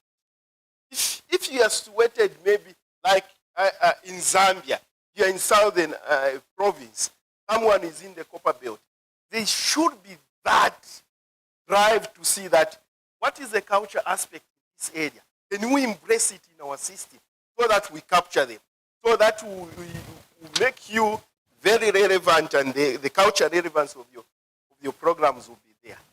Enhanced learning outcomes. Because of, again, engagement. Engage the students, even the learning outcomes are going to be enhanced because all the needs of the stakeholders, the customers are known. So you are going to achieve enhanced learning outcome. Sustainability. This type of QS system is sustainable. The reason why it's sustainable because, again, it's something which you participate, everybody participates, and you are willing to make an improvement. So once those improvements are made and the consultations have been done, there is sustainability.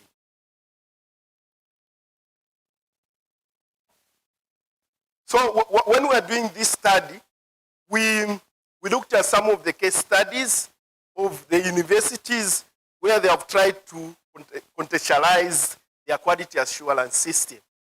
We looked at University of Malaya in Malaysia, Bethlehem University, Palestine, Unique State University of Science and Technology in Nigeria, University of Energy and Natural Resources, Ghana. Okay, before I go into the reflection, I can just explain like the University of Malaya. The University of Malaya, apart from following the standard which has been set by the Malaysian Higher Education Authority there, they also introduced the ISO 9001 of 2000 so that they embraced their mission, their vision. What they did, they put all the system. They started all their systems, starting from student admission, selection of students, assessment, and try to study them and look, thanks very much, where the weaknesses are, and those weaknesses were attended to, and there was an improvement. The Bethlehem University in Palestine, the Bethlehem University also took an approach where they looked at the education needs. They did not just implement the standard quality system. They went ahead to look at what are the education needs which are needed. What are the changes which are happening in the country, and try to study them, and they made them part of their system. After they do all those studies and they implemented, there was a lot of success in their programs, and all the programs were appreciated, and the quality of their institution was upheld. The Unique State University of Science and Technology in Nigeria, they also, apart from following the standard, they looked at other aspects, and one of the aspects they looked on was the quality culture. They discovered that the quality culture in their institution was lacking. So they went on an education where they educated all the people about quality, and they were doing all the workshops, all the efforts were being tailored to change the culture of the staff, the students, and all the lecturers. So they added a quality culture. After that, there was seen a lot of improvement in their programs, student satisfaction, and everything. The University of Energy and Natural Resources in Ghana, they also went ahead, apart from the standards set by the national standards, they came up with the quality unit in their university. So what the quality unit did, they developed, they benchmarked other universities to come up with manuals and policies in quality, and they involved all the staff, starting from the students, the lecturers, and all support staff, to have an input in whatever they were doing. And after that, they also achieved success. So from those case studies, it can be seen that an extra effort in trying to put things into context, to understand your contextual the patterns of your institution is going to enhance your quality assurance. So the reflection from these case studies, all the institutions acknowledge the importance of quality assurance in training. They established either the quality assurance directorates, units, departments, or committees. I think I was just talking about the University of Energy in Ghana, where they came up with the quality assurance unit. National standards were contextualized to their institutional mission and vision. Stakeholder engagement has been key. However, one thing which was found also was financial constraint was common. Because if you look at all those institutions where we looked at, most of them are in developing countries. So some disparities exist in the case studies, such as different quality assurance framework, like the University of Malaya in Malaysia, where it used the ISO 9001 of 2000. Others were going with holistic approach, peer community service, and other support service. And also, they were also focused on teaching, learning, and research. Positive reinforcement of best practices through awards. My conclusion. Transitioning from standardized quality assurance requires principles and practice of QA to be conceptualized. Incorporating modern trends is significant. There is a receptive approach by all towards contextualizing quality assurance. Despite differences in context, common aspects were echoed.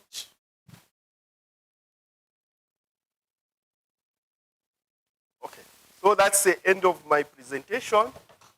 Thanks very much. Do I have to go sit down? Thank you very much, Doctor. Okay, may we kindly give Dr. Mwamba a round of applause? Okay, what we are also learning is that a one-size-fits-all approach to quality assurance is ineffective, and we have diversity in quality assurance, and that should really be enhanced so that we can really understand the different contexts in which higher education institutions are functioning as we conduct quality assurance. Okay, I would like a roving mic so that we give another round of questions and discussions. We have one here. Yes, any questions? Okay. Thank you, Petronella. Hello. Okay. Thank you very much for the presentation. Allow me to ask the question while stated. Of course, I came in late, but I just want a comment on the conclusion. Is last conclusion. If you can beam the slides a little bit, just on the conclusion. Mm-hmm. We'll just wait for IT to show.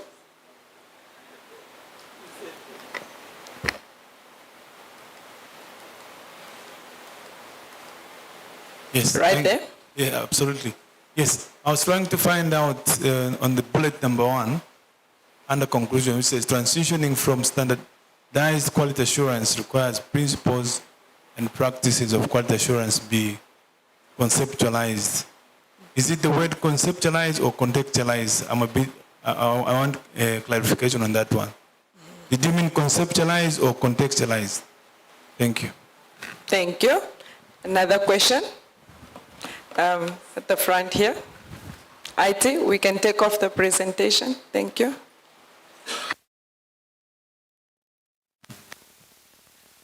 Thank you so much. Thank you so much for that presentation.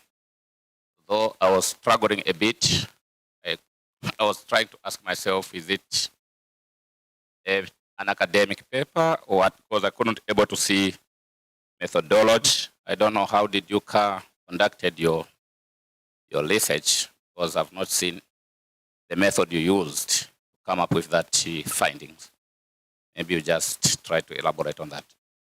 Thank you very much, Dr. Makoko. Thank you very much. For me too, I was listening attentively, and I just wanted to say from the onset, you had quality assurance setting standards, regular assessments, and continuous improvement. But just for record, I want to say in quality assurance, we have more than these two which we have stated. And it would be good to really have the long list of all the things. The quality management system itself, personnel, policies, and there are many more things which we should make known to those, for example, who are just getting into quality assurance. If we just give these two, they will go with a wrong conception. And then you looked at higher education quality assurance involving curricula, what.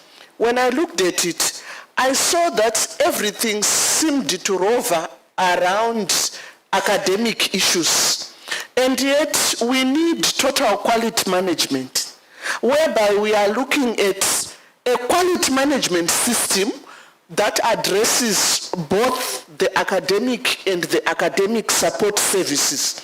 From the works and estates, from repairs to accommodation, catering services, even if institutions do not provide things like catering and accommodation, they should go some way, a step to help and find out where are students staying, because it's a major element on student numbers.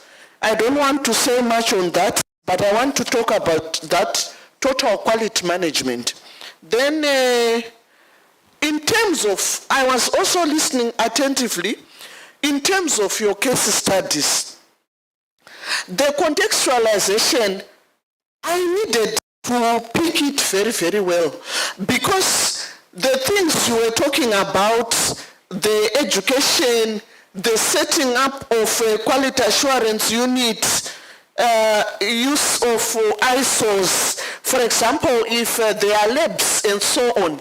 Yes, one of the things that in institutions are encouraged to do are to have ISO certifications of labs and maybe ISO certifications of the environment if they offer environmental programs and so on.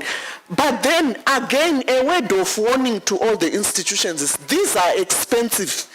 And there are other alternatives which are cheaper, but which bring the same value of labs being kept safe and all that. So now, these are some additions which I just want to add on so that at least we are all on the same page with the broadness of things. But is it really a study or you were just presenting? Because there was no methodology for us to see the problem. I don't know what the problem, okay, could be contextualization and versus standardization. But again, a word of caution is that these standards, they can be at national level, And then as they are being coined, when you read them, they really cover everyone.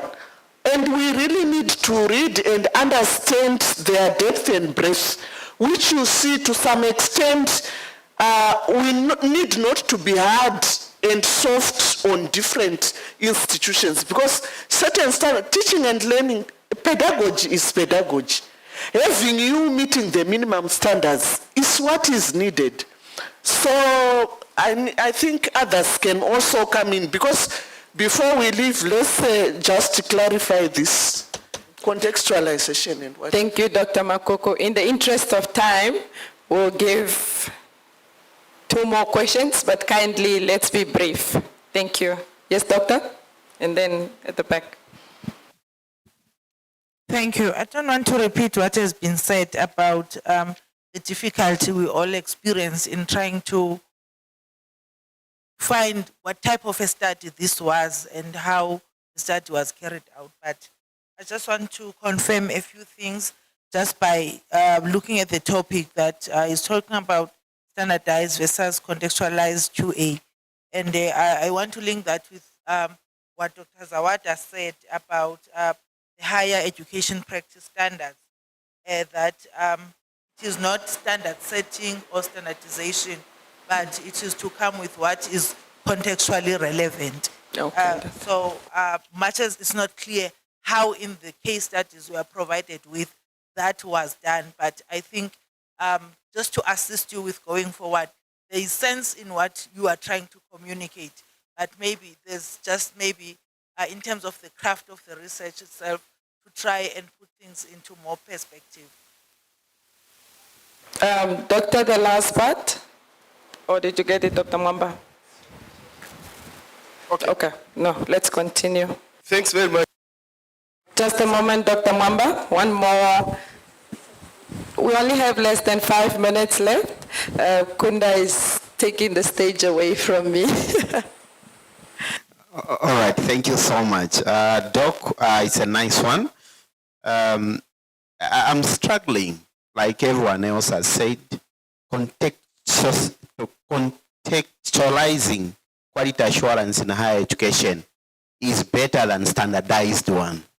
In your conclusion, what are you trying to communicate to us?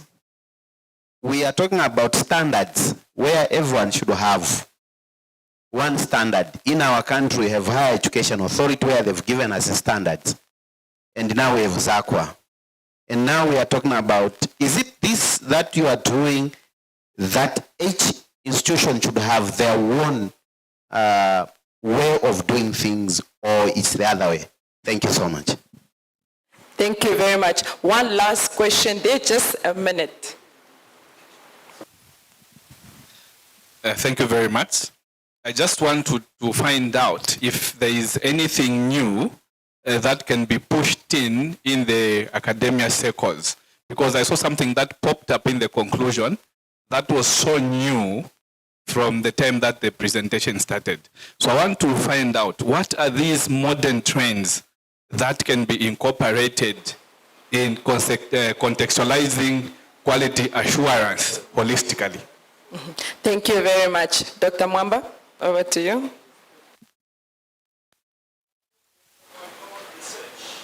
On research, Prof. Okay, Petronella, the mic to Prof. Okay. Research is wide, and sometimes you don't need to state your methodology.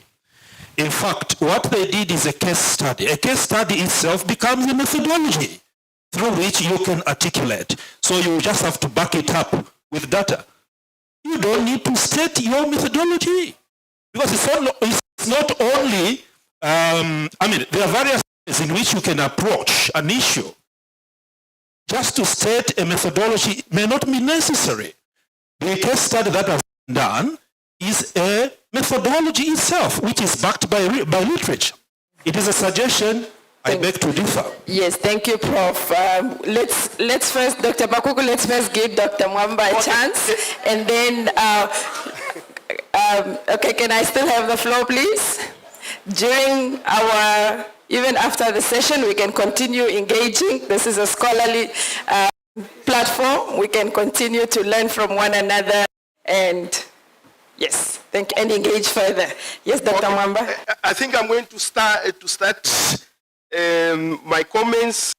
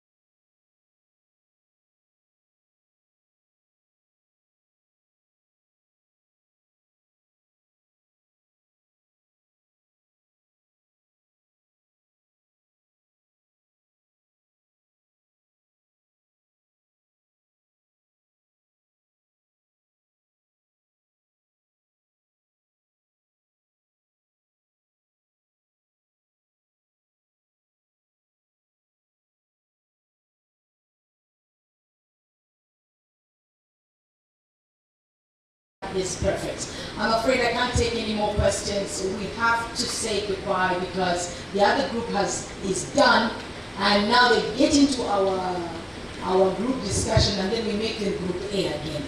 So let's end here. Remember, the conversation continues. So after this, talk to people, find new friends, get new ideas, change. I love what Dr. Nakuku said. You know, when changes come, go with the flow and see how you can still be relevant, even in the times of AI. So before I say goodbye, I must let you know, those of you that came with taxis, you know, you use transport to come over, please go over to the, what are we calling it? The reception area, so that you can get detail on how you will be picked and brought here every morning and taken back in the evenings, and it's at no cost. So please just have yourself registered. So I'm told that there's transport right now for everyone. So that is why we have to say goodbye. Ladies and gentlemen, please be upstanding as I say farewell. Please be upstanding.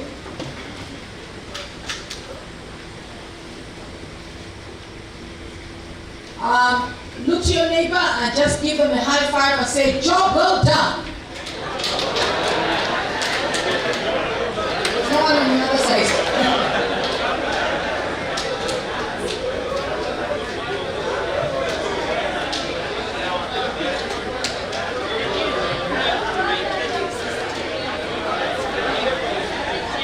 Thank you very much. I can't wait to see you tomorrow.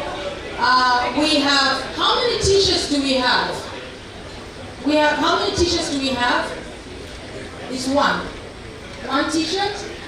Okay, then we'll reserve it for Friday. I thought we had two. I was going to say, please be clad in your t-shirts. Yeah. All the sizes. They are all my size. I see. Okay, if they are my size, please just give them to me. Okay, no, I think if it's an issue of size, also check with the reception so that they can give you an appropriate size. But until tomorrow, please be safe, go to safe areas, don't go alone, and come back before midnight. That's your curfew. Okay.